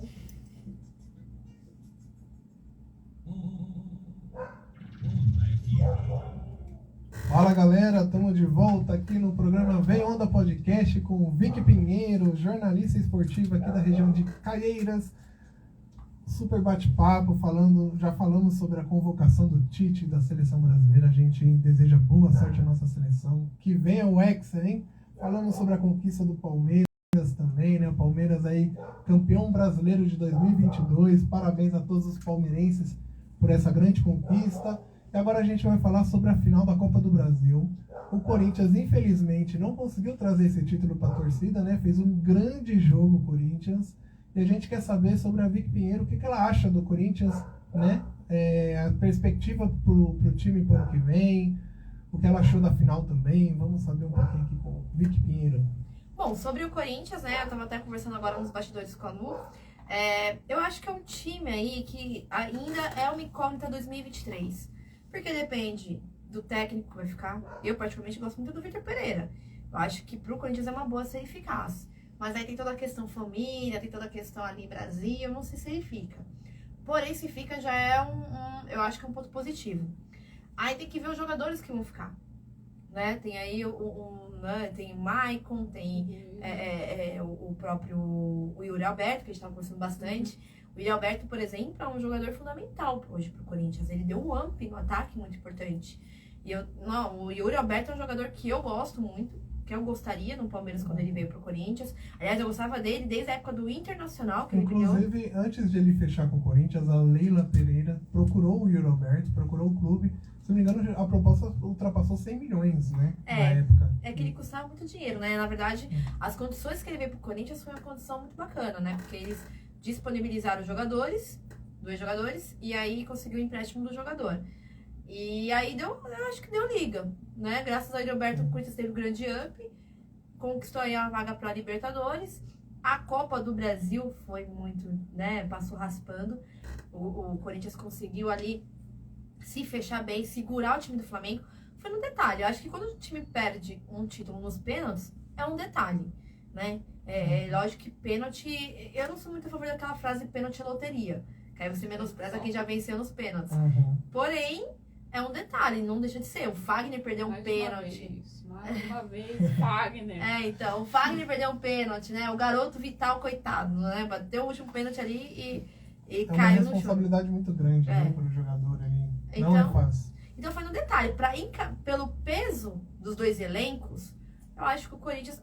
É assim, é difícil falar que saiu vencedor, porque vencedor é quem ergue a taça. Na história fica só quem ganha, né? Mas pelo menos dá um sentimento de, opa, a gente não tá tão mal, a gente tá ali, entendeu? Então, aperfeiçoando um pouco, só que aí depende agora da diretoria do Corinthians fazer aí um bom planejamento para 2023. Porque parece que o Vitor Pereira, eu vi alguns portais anunciando que ele não vai ficar pro ano que vem, né? E aí alguns nomes surgiram, eu queria que você falasse um pouco a respeito do Vojvoda, né? Que é um nome bastante forte aí, crescendo. Você acha que é um nome legal para a torcida do Corinthians aí que tá acompanhando a gente? É um nome legal para trazer? É um grande nome, mas tem que ter paciência. O estilo de jogo do Vojvoda, ele muda um pouquinho do que o Corinthians joga hoje. É um cara que joga o futebol ofensivo, né? Ele arma ali o Fortaleza muitas vezes com 3 zagueiros, né? Coloca ali jogadores de ala, né? Faz tempo que eu não acompanho o Fortaleza, mas da última vez que eu vi tava Lucas Crispim jogando de ala, você vê o Iago Pikachu jogando ali também numa posição mais aberta. Então assim, ele é um jogador que monta um time num formato pra ir pra cima. É um estilo de jogo bacana, só que não é no mundo da noite pro dia, né? Ainda mais que o Corinthians, ele vem com essa cara... O Vitor Pereira não tem essa característica. Ele sabe armar o time de acordo com o adversário. Então, eu vejo que ele arma o time muitas vezes mais fechadinho, mais ali pra tentar buscar o resultado, mas também essa questão, essa tática também é muito utilizada em função do elenco que o Corinthians tem, um pouco mais limitado, né? E aí o Vojvoda, ele vai ter que estudar, fazer um planejamento, então tem que ter paciência. Não adianta você trazer um técnico no nível do Vojvoda, ter uma impressão enorme e com um mês, se o cara não dá resultado, já mandar embora, né? Inclusive que eu queria fazer com o Vitor Pereira. Teve uma época que a torcida pedia a saída do Vitor Pereira. E eu pensava, gente, paciência, o cara manja de futebol, o cara entende, né? E aí o cara ficou naquela pressão. Isso aconteceu até com o Abel Ferreira. Quando chegou 2021, o Palmeiras ganhou a Libertadores, ganhou a Copa do Brasil, mas tinha gente querendo a cabeça do Abel Ferreira. Então, assim, essa cultura do Brasil tem que dar uma segurada. Então, o Vojvoda é um grande nome, mas a torcida tem que ter paciência. Pode ser que o resultado não venha de imediato. Mas aí, quando ele encaixa o time, ele tem a capacidade de montar uma grande equipe. Ele tem a capacidade de montar um estilo de futebol muito bom e um futebol bonito. Mas é aquilo. É um técnico ainda que tá começando ali no Brasil, ficou conhecido com Fortaleza. É porque, assim, o brasileiro é engraçado, né? A grama do vizinho sempre é a mais verde. Você vai ver. Veio o Vojvoda. Nossa, o Vojvoda é lindo, maravilhoso, tá no Fortaleza. Quero ele. Pá, tá aqui. Aí o Vojvoda traz resultado, aí o Fortaleza tá com outro técnico dando resultado. Vamos supor lá um Miguel Ramírez, tá? Nossa, o Miguel Ramírez é lindo, acho que eu quero ele. Então sempre é assim, a grama do vizinho sempre é a mais verde no futebol brasileiro. Verdade. Então assim, ele sempre olha pro lado, aí não tem a paciência. Então eu acho que tem que ter um pouco de paciência. A não ser que o torcida assuma que não vai ter paciência, o time assuma que não vai ter paciência, e aí traz um técnico mais do mesmo.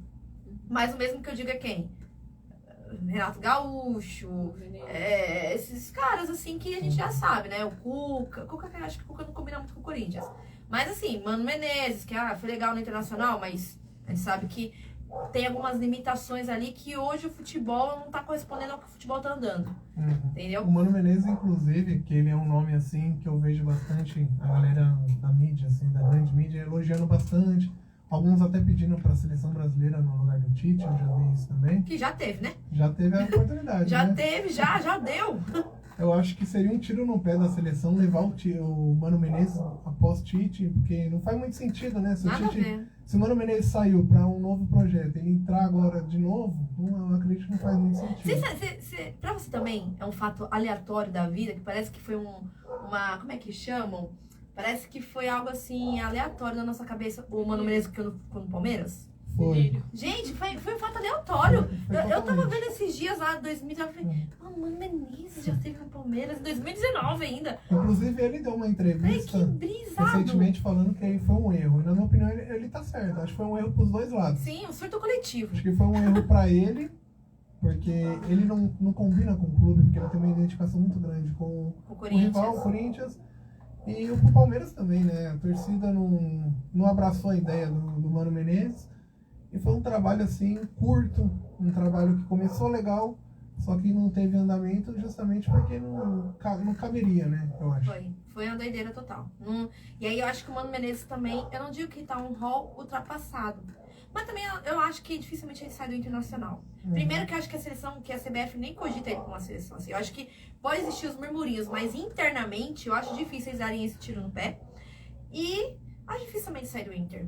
O nome é uma grande, pelo menos pra mim, né? É uma grande segredo, assim, difícil de saber quem vai entrar na seleção, porque a CBF ela é muito fechada, né? Recentemente a Leila Pereira deu uma entrevista, presidente do Palmeiras, dizendo que libera, né, o Abel Ferreira caso a seleção brasileira venha. Então muita gente começou a falar, não vai por causa do conta da multa, a multa dele é muito alta. Aí a Leila já falou que libera. Um dia eu vou entender esse puxa-saquismo da Leila com a CBF. Sim. De verdade, porque assim, vamos supor, o Palmeiras tem um problema sério aí com a arbitragem. Ela minimiza. CBF mudou o horário do jogo do Palmeiras que afetou o torcedor. Ela calada. Aí agora ela fala assim, se a CBF quiser, a gente vai achar uma ideia. Gente, é estranho, né? Se ela é torcedora do Palmeiras, ela vai achar isso uma má ideia. Lógico, é padrão de torcedor brasileiro. O torcedor brasileiro adora a seleção, torce. Mas pra eles, acima está o clube que ele torce. Eu não sei como pra você, mas meu time, pra mim, tá acima da seleção. Porque a seleção me dá uma alegria a cada 4 anos, quando vai pra Copa. O meu time é sempre ali. Então, assim, se você, como presidente, é torcedor palmeirense, você não vai querer que o seu técnico, que é o protagonista da melhor fase que eu vi do time, ir para uma seleção brasileira de mão E beijada. hoje o Abel Ferreira, ele tem acesso a toda a categoria de base do clube, ele tem acesso a todos os setores do clube. Sim. Se ele sair hoje no Palmeiras, eu acho que o Palmeiras vai ter uma grande dificuldade. Muita. Porque assim, o Palmeiras é um elenco muito bem tecnicamente. Não é um elenco estrelado. O Palmeiras não tem um time estrelado, né? Você vê aí, tem o Dudu, que tem uma certa estrela, ok. Mas não é o mesmo. Por exemplo, o Scarpa vai sair do Palmeiras. O que deixa tranquilo é você saber que você tem o Abel Ferreira, que vai saber armar uma tática para encarar os adversários, vai saber tentar armar esse buraco que o Scarpa vai deixar. Igual, por exemplo, quando saiu o Veiga.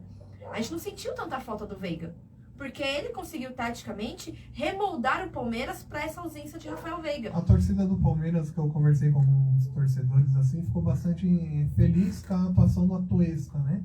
No último jogo, contra o Cuiabá. Também vi uma evolução. Olha, eu era muito crítica do Atuesta, viu? Mas a impressão que eu tenho é que ele jogou de uma forma mais avançada, que exigiu dele sair mais pro jogo. Aí isso deu pra ver ali que... eu acho que dá pra dar alguma liga com esse Atuesta aí, viu? Eu acho que ele ainda não é dispensável. A torcida do Palmeiras, ó, tá preocupada aí com a saída do Scarpa. Vicky Pinheiro aqui, jornalista, comentarista, acompanha o clube, tá falando aí, Atuesta, de olho nele pro ano que vem, hein? Falar um pouco mais sobre o Corinthians, né? O Corinthians que jogou recentemente a final aí da Copa do Brasil, fez um baita jogo, né? Carou o Flamengo de igual para igual, na minha opinião. E a perspectiva do Corinthians vem crescendo. A gente falou muito do Yuri Alberto, né? O Yuri Alberto chegou no Corinthians, ele ficou acho que umas 8, 9 rodadas sem fazer gol. Sim. Eu acho que a importância aí do treinador, a gente tá falando bastante dos treinadores estrangeiros, o Vitor Pereira, a importância dele de acreditar no jogador, né? Eu acho que a marca dele no Corinthians é essa, ele acreditar até o fim. O torcedor, muita gente querendo até a saída do Yuri Alberto na época, eu lembro que teve algum burburinho assim, e ele manteve o Yuri Alberto no time, deu oportunidade, acreditou no jogador, e hoje é um dos melhores atacantes, na minha opinião, hoje do futebol brasileiro é o Yuri Alberto. Sabe o que muda, na minha opinião, de técnico estrangeiro para brasileiro? É que eles não é bundão. Eu vou ser bem clara. Porque o técnico brasileiro, alguns... eles não tem brio assim, não tem a coragem de alguns estrangeiros de bater de frente com o que a torcida diz. Eles cedem muito fácil, muito fácil. E o técnico estrangeiro não. Ele não tá nem aí, ele vai convicto ali, na opinião dele. Tem os que vai até o final da teimosia e dá errado, né? Porque também, né? Porque é aquilo também, né? Também não podemos olhar e falar que só porque o cara tem um passaporte ali, tem um CPF que não é brasileiro, que o cara é bom. Calma lá, também não é assim. Porque chegou numa época que, nossa, Paulo Souza, Domenech, nossa, um monte, assim, Miguel Angel Ramírez. O nome dele é difícil pra mim pronunciar Domenech. Domenech Torrente. Domenech Torrente. Eu acho que é assim também. Eu também acredito que seja assim. Quando ele veio pro Flamengo, ele tava começando a carreira de treinador, né? Que ele foi muito tempo auxiliar do Guardiola. E ele ficou muito conhecido, inclusive quando o Flamengo trouxe ele pro Brasil, anunciou falando sobre a carreira dele de auxiliar. Então, aí depois perdeu espaço pro Rogério Ceni. Depois veio o Rogério Ceni, que caiu com o Cruzeiro, porque, na minha opinião, o Rogério Ceni teve uma parcela de culpa na queda do Cruzeiro. Eu não digo na queda em si, mas ele não deu liga, né? Caiu rápido. Ele não conseguiu ganhar um elenco ali, teve questões, briga com o elenco do Cruzeiro, era uma bagunça. Não é elenco contaminado também, né? Com o Thiago Neves e companhia. Só que aí você vê que também aí ele conseguiu algo que os outros não conseguiram, que era ganhar o Brasileiro com o Flamengo. Sim. E foi demitido sem mais nem menos. Tinha ganhado Carioca, tinha ganhado Brasileiro, Supercopa e Carioca. Aí foi mandado embora, né? E aí pra vir o Renato Gaúcho. Aliás, o Flamengo ficou desesperado. Por isso que eu falo às vezes, né? Eu sei que a gente tava falando do Corinthians, mas rapidinho pincelar sobre o Flamengo. O Flamengo, ele vive uma grande fase pelo time que tem. Só que essa grande fase do Flamengo, às vezes, esconde algumas cagadas da diretoria. Né? A diretoria do Flamengo é meio emocionada. Exatamente. Emocionada, porque viu o Renato Gaúcho solto. Opa, peraí, vamos lá, vamos contratar. E demitiu o Rogério Ceni sem mais nem menos. Tchau, Ceni, e trouxe o Renato Gaúcho. E o Renato Gaúcho, que ninguém parou pra pensar, ele veio pro Flamengo em 2021. Ele tava desde 2017 sem ganhar nenhum título de relevância. E aí o time dele, que era o Grêmio, tinha acabado de cair na pré-Libertadores da América. Na pré. E ele tem culpa no cartório. E ninguém para pra pensar. Né? É igual o Flamengo, quando o Landim, quando assumiu o Flamengo, a primeira coisa que ele fez, uma das primeiras coisas, foi dispensar o Dorival Júnior, porque ele não se adequava ao projeto de vencedor que o Flamengo tinha em diante. E hoje quem é o técnico do Dorival, que veio pra cá pagar a chama de Paulo Souza e pelo menos botar o Flamengo pra ganhar título. Dorival. Então você vê, olha que loucura que é, entendeu? Então acho que é uma diretoria um pouco emocionada em alguns aspectos. O Flamengo ganhou o título esse ano, mas o Flamengo poderia ter apresentado um futebol mais assim, uau, pelo time que tem. Sim. Né? E aí entra várias coisas também, contratações que eu também não concordo, né? Alguns nomes ali, e aí enfim. O Cebolinha, né, veio muito caro e até agora não conseguiu. Não rendeu o que esperava. Exatamente. Mas ainda foi um acerto. Mas agora sim, vamos supor, Léo Pereira. É que assim, o Rodinei, por exemplo, tá bem. Mas o Rodinei, pelo nível que ele tinha de futebol, pelo nível de futebol, o jogador que ele é o primeiro lateral direito. Eu costumo ver assim, acho que até o Daniel Alves uma vez disse isso, que quando um time tá muito forte, tem grandes jogadores, às vezes até um cara que é mais ou menos, um cara que é nota 5, nota 6 no máximo, ele começa a ficar 6,5, 7, jogando com esses jogadores, né? Então, exatamente.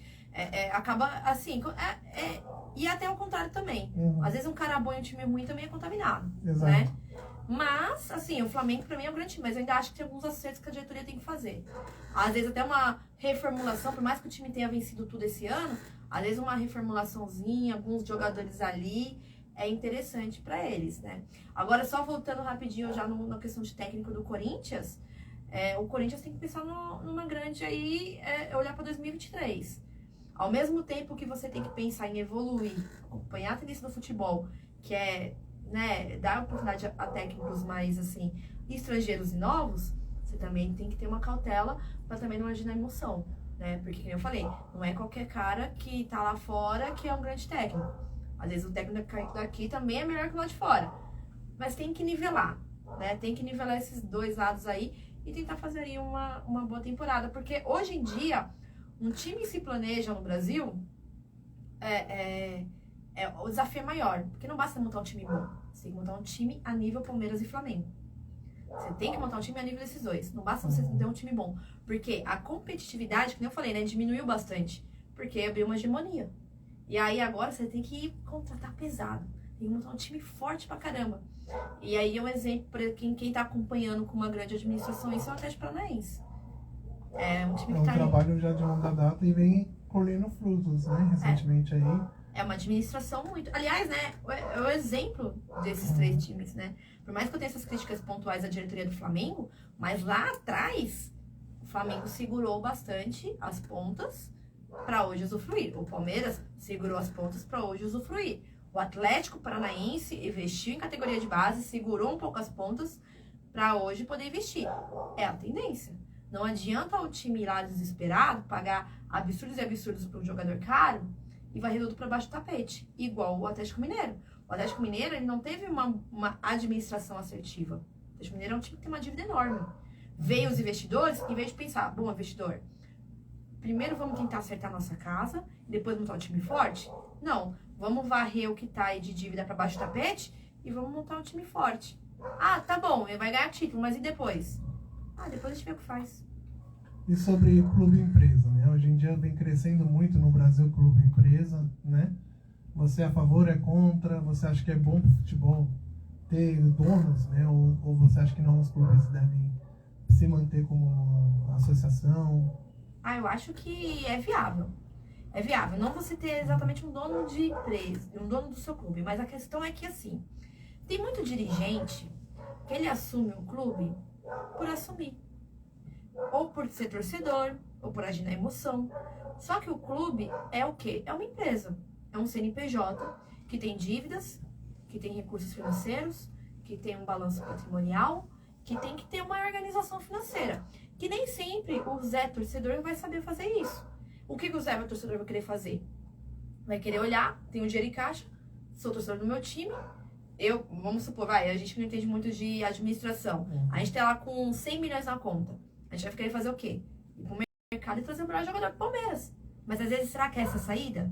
Será que às vezes a saída não é você montar uma estrutura melhor, acertar o time de forma administrativa e depois captar os recursos? É isso que um clube empresa faz. Ele visa o lucro. E o lucro é o quê? É você montar um time forte, ganhar campeonato e atrair patrocínio. Não é só simplesmente gastar o dinheiro a rodo e já era. Então é isso a diferença. Então acho que o clube empresa é uma tendência para o time ter aí uma organização, né? Ter uma organização e se manter de forma competitiva. O que fizeram com o Vasco foi um absurdo. O que fizeram com o Cruzeiro foi um absurdo. Então, assim, às vezes é melhor você ter o seu time nas mãos de um cara que sabe administrar um clube, que é o caso do Ronaldo, do que deixar na mão de um dirigente que não sabe nada e enfia o time no buraco. Então, o Ronaldo pegou o Cruzeiro perto da zona de rebaixamento da Série B, né? Exatamente. Caindo quase pra C. Sim. E agora ele conseguiu subir o Cruzeiro ainda campeão da Série B. E com cautela. E tá com cautela ainda. Sim. Ele sabe, por exemplo, que talvez já em 2023 o Cruzeiro não vai ganhar título. É a questão do Botafogo, né? O Botafogo foi um time também que foi montado para se manter na Série A. Quem acha que o Botafogo foi uma decepção é porque não tem ainda noção de realidade. O Botafogo, o que era importante para o Botafogo era se manter na Série A. Investir para se manter na Série A. Pô, se manteve? Ótimo. Vamos continuar com o recurso de TV. Agora sim, vamos investir para manter um time competitivo. E assim vai caminhando. É que eu falo. A visão que eu tenho, né? Eu não tinha essa visão 8 anos atrás, quando o Palmeiras em 2014 quase caiu para a Série B. Mas foi necessária essa freada. Eu ficava louca de raiva, eu xingava o Paulo Nobre absurdamente, porque eu falava, caramba, ano do centenário, como assim o Palmeiras não tem um time competitivo? Mas eu entendia que ele tinha uma visão, que era necessário correr esse risco, para assim o time limpar a casa e quando viesse a arena, atrair patrocínio, entrar dinheiro, e aí sim montar um grande clube. Então é necessário. Então é necessário às vezes você não agir de imediato, para no futuro o seu time caminhar um pouco mais. A gente falou de Palmeiras, falamos de Corinthians, falamos um pouquinho de São Paulo. Você acha que o São Paulo com o Rogério Ceni tem alguma perspectiva de mudança? Você acha que foi um bom ano para São Paulo? Foi ruim? Eu acho que foi um ano ruim. Eu acho que pro time que veio campeão paulista, né, um time que jogou a Libertadores ano passado, esse ano brigando, capengando por uma vaga no 8º lugar no Campeonato Brasileiro para ganhar para a Libertadores, eu acho muito decepcionante, né? Eu acho muito, aliás, né, ano passado que já não conseguiu vaga na Libertadores também, e esse ano mantendo isso, é uma situação decepcionante pro torcedor de São Paulino. Acho que ficou bastante decepcionante, assim, uma ducha de água fria pro torcedor de São Paulo, a final agora da Sul-Americana, né? Também, é uma final, porque era um título que tava ali, um caminho mais fácil pro São Paulo gritar é campeão, né? Ah, tem muita gente que fala, mas é Sul-Americana. Meu, Na época, se você visse o quanto eu chorei quando o Palmeiras caiu pro Goiás na Sul-Americana de 2010... A Sul-Americana ela ganhou uma importância. Eu sou contra a Sul-Americana na maneira que ela é montada hoje, né? Também. Esse fato de... É muito louco. Porque um time que chega nas oitavas de final da Libertadores, teoricamente foi melhor que o terceiro colocado da fase de grupos. Não. Aí ele não tem nada direito e o cara que tá no terceiro colocado tem a chance de ir pra Sul-Americana e ganhar o título. Exatamente. É muito doido. É muito doido. O time que passa da primeira fase e vai para as oitavas perde, ele fica praticamente sem nada ali para disputar internacionalmente. Agora o clube que vai mal na fase de grupo, né? Ganha oportunidade. Tem a oportunidade de disputar uma Sul-Americana. Também não vejo nexo nisso, não. Um torneio que tem uma relevância, agora subiu até o valor, né, de prêmio. É. E ainda tem a Recopa agora, né? É, a Recopa também. E E se eu gera não me uma engano, receita também. eu não tenho certeza, né? Uma opinião. Aliás, é uma coisa que eu já ouvi falar. Que também o campeão da Sul-Americana tem vaga naquele mundial que eles querem montar. Tem. Que é outro absurdo. Que é um outro absurdo, exato. Não, se você ver bem, por exemplo, a trajetória de um time vice da Libertadores, É ela muito foi mais difícil. foi mais difícil que a trajetória de um campeão da Sul-Americana. E aí o cara consegue ir pro mundial, é meio doido. Vai ser complicado. É que eles querem montar um mundial com diversos europeus. Eu acho que é a maneira que eles estão tentando encontrar de achar sul-americano ali para colocar no mundial. É. Aí por isso que eu ainda acho que esse mundial ainda vai demorar pra sair do papel. Eu também acho. Eu não tenho uma expectativa que vai ser logo. Pode ser que aconteça, mas eu acho que ainda tá muito ainda cru a ideia real desse mundial. Sim. E o Santos, hein? Grande Santos da Vila. Pessoal aí da Baixada que curte a gente, escuta aqui a Rádio Honda, falar um pouquinho sobre o Santos. O Santos que foi um time assim, um time conhecido por revelar jogadores, né? Bastante molecada saindo aí do Santos, Neymar, Robinho, Diego, inclusive anunciou a aposentadoria esse ano, a gente lamenta, né? Porque eu acho que o Diego é um talento assim que jogou muito pouco esse ano. É. Mas também não tá na segunda fase, coitado. Ontem fez um pênalti. Mas o Santos, né? O Santos é um time que o que fizeram... Aí, ó. É um exemplo de time mal administrado. Sim. Porque o Santos revelou. O Santos chegou em 2018. 2019, né? Foi vice-campeão brasileiro. Foi. 2020 vice da Libertadores. Aí revelou o jogador. Vendeu grandes jogadores, né? Montou um time bacana, aí vendeu aí vários jogadores, conseguiu encher o bolso de dinheiro. Pra onde foi esse dinheiro? O senhor pergunta, cadê esse dinheiro pra não montar um time competitivo? Na vinda do Neymar até hoje tem muita polêmica. Até hoje, não. E teve vários outros jogadores aí que foram vendidos da categoria de base do Santos, e o Santos ainda sobrevive com a categoria de base. Todo ano, eu até comentei agora com a Luana, que a gente tava, né, no intervalo. Sim. É incrível a trajetória do Santos, porque todo ano eu falo, esse ano o Santos vai cair. Aí quando eu vejo, ontem ganhando o Havaí, vai indo pra Libertadores. Eu falei, meu Deus, o Santos é incaível. Não conseguiu. Aí foi lá e tomou um empate do Havaí, né? Sim. Então, assim, eu acho que o Santos, uma hora, se continuar desse jeito, eles estão brincando com a sorte. Uma hora vai acabar indo pra Série B. Série B, né? Pra Série B. Se E aí, esperar. que eu penso, né? No caso de Flamengo, de São Paulo e de Santos. 2 times endividados. 2 times aí que não conseguem ali ter uma boa administração. Se cair pra Série B, corre o risco de capengar bastante, igual aconteceu com o Vasco e Cruzeiro. O Grêmio foi um caso à parte, porque o Grêmio é um time bem administrado, o Grêmio tem dinheiro. O Grêmio caiu ali por uma infelicidade de temporada, mas conseguiu rapidão subir. Não sei se vai ser a mesma situação se acontecer isso com o Santos ou São Paulo, né? Porque quando você cai pra Série B, é um prejuízo gigante, ainda mais agora que não tem mais cota de TV, é um prejuízo muito grande. E hoje o futebol brasileiro ele tá muito igualado, né? Apesar do Palmeiras, do Flamengo, tá um pouco mais acima dos outros, mas a gente vê, por exemplo, que eu converso muito com muita gente que aposta bastante, né? Faz bastante jogos em casas de apostas esportivas e a maioria fala, no futebol brasileiro é perder dinheiro. Porque é impressionante como o líder perde pro último colocado, né? O time grande perde pro pequeno. Então é um futebol assim maluco aqui. O futebol brasileiro, por exemplo, na questão de aposta, eu lembro até hoje. Eu tava trabalhando no jogo Internacional e Botafogo. 2-0 pro Internacional com um pênalti roubado. O Internacional tava com 1 a mais. Eu falei, o Botafogo vai virar esse jogo. Eu abri lá na casinha de aposta, eu vi lá 60 odds. Eu vou postar R$1 aqui pra ver. Virou o jogo, eu ganhei R$60. Olha só, tá vendo? Outra pessoa ia postar aí que era a vitória do Inter, Sim. que era mais óbvio. Aham. Não, o time virou. Então, assim, eu ganhei dinheiro, mas por uma grande sorte. Sim. Mas realmente é um pouco irregular É, essa pra questão. quem vive de apostas aí, futebol brasileiro não é fácil, né? Não vai muito pelo óbvio, não. Que é meio complicado, né? A gente está chegando próximo ao fim do programa, né? Grande Vicky Pinheiro, vamos falar um pouquinho mais da sua trajetória, né? Você ficou conhecida aqui em Caieiras a respeito de um carro aí, ficou A famoso. mina do Chevette. A mina do Chevette, né? Conta um pouquinho pra gente essa história do Chevette. O Chevette é meu amuleto, né? Eu sempre sonhei. Quem me conhece das antigas sabe que eu sempre falava: ai, um dia eu vou ter um Chevette. Um dia eu vou ter um Chevette. Porque eu também gosto muito de carros, né? Sim. Sempre gostei. E aí um dia eu tava guardando dinheiro pra comprar um Chevette e eu passei ali na Edgar Facó e vi um Chevette em uma concessionária. Eu falei: opa, esse Chevette vai ser meu. Aí eu passei várias vezes ele lá. Aí eu desci, fiz a proposta, o cara aprovou a ficha. Eu financiei em 24 vezes no Chevette. Isso em 2011, final de 2011. Sim. Comprei ele.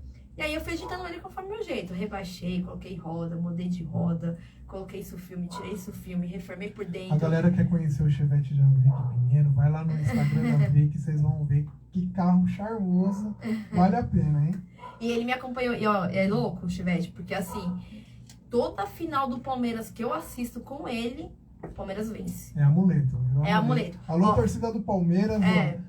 Chevette da Vicky é o amuleto, é o que dá sorte pro Palmeiras, né? Não, particularmente eu não abro mão por isso. Ó, em 2015, na final contra o Santos do Paulista, eu não tava com ele. Perdemos. Aí, do Copa do Brasil, ganhamos. 2018, final do Paulista contra contra o Corinthians, eu tava indo para Allianz Parque, deu problema nele, eu não consegui com ele. Perdemos. Aí depois, final de Libertadores, final de Copa do Brasil, eu tava com ele. Na final do Mundial contra o Chelsea, Palmeiras, isso só vale pra final, tá? Se eu ver, mas na semifinal. Não, na semifinal não vale. Vale na final. Na final, se eu tô com ele, eu não tava com ele. Assim, meu marido pegou ele, mas eu não dirigi ele porque eu tinha acabado de ganhar neném. Então eu não podia dirigir ainda. Perdemos. Olha só. Então eu falo pra vocês, gente, o Chevette é meu amuleto, não à toa que quando você vê o Palmeiras ganhando algo, eu tô na avenida no teto dele. Aliás, eu parei com isso porque ele amassou o teto. Tá vendo, galera? Grande Vicky Pinheiro, seu Chevette, né? Agora mãe, a gente ficou muito feliz. Eu, particularmente, fiquei muito feliz quando você aceitou o convite para estar aqui conosco, porque eu acompanho já seu trabalho há algum tempo. E, nossa, é muito bom ver uma caieirense crescendo tanto na mídia esportiva, né? Principalmente mulher também. A gente ficou muito feliz que você conquistou seu espaço, não só pelo fato de você ser mulher, né? Mas pelo seu talento. E é muito bacana ver uma pessoa que vem aqui da região, crescendo, conquistando seu espaço, cobrindo o futebol amador. A gente é apaixonado por futebol amador, eu particularmente sou também, né? E a Caieiras vem abraçando o futebol amador também, a gente vê o público crescendo, né? A gente vê jogos de futebol amador, a galera indo curtir, né? Você que cobre o futebol amador pode me confirmar aqui no ar. Não, a Caieiras é um marco da Várzea, assim. O futebol de Várzea é muito forte aqui. E eu ainda acho que se unissem os times da Várzea com os jogadores que tem, fizesse assim aquele time de união, assim. Sim. Ajudasse Viracopos Nacional, Sodabeb, todo mundo. Montasse um time com os melhores jogadores e fosse lá pra fora, né? Lá pra fora que eu digo, disputar aqueles campeonatos grandes, eu acho que o Brasil, acho que Caieiras ganharia com sobra. É isso aí, galera.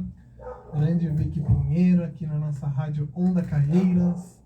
Vicky, seus contatos, né? Deixa seus contatos aqui pra gente, a galera que quer procurar, conhecer mais o seu trabalho, a sua história, né? Acompanhar o seu trabalho jornalístico também, né? Ó, quem quiser me acompanhar, tá? No TikTok, eu tô como Vicky, V-I-C-K-Y, Chevette com 2T93. Lá eu posto diariamente vídeo falando sobre futebol, então sempre que quiser ouvir falando minhas baboseiras de futebol, eu estarei lá no TikTok.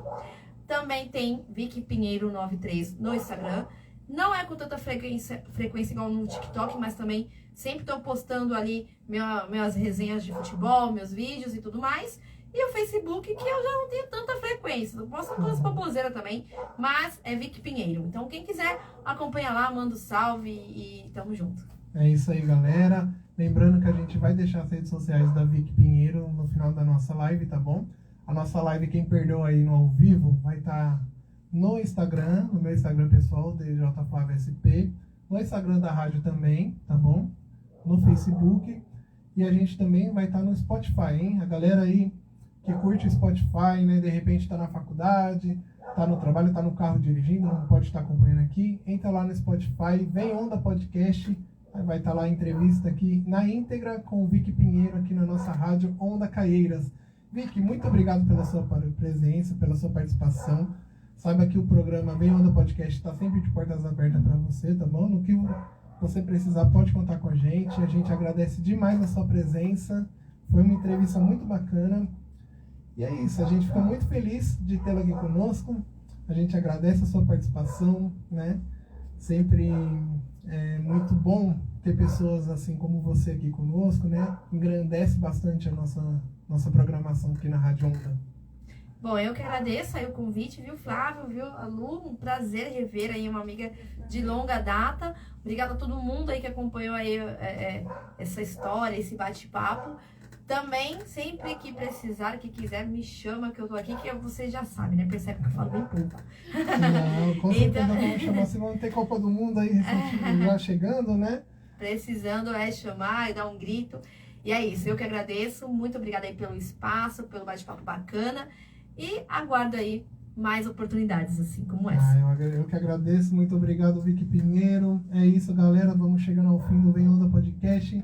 Fiquem com a programação musical. Lembrando que eu estarei aqui na Rádio Onda até as 22 horas tocando as melhores para vocês, hein?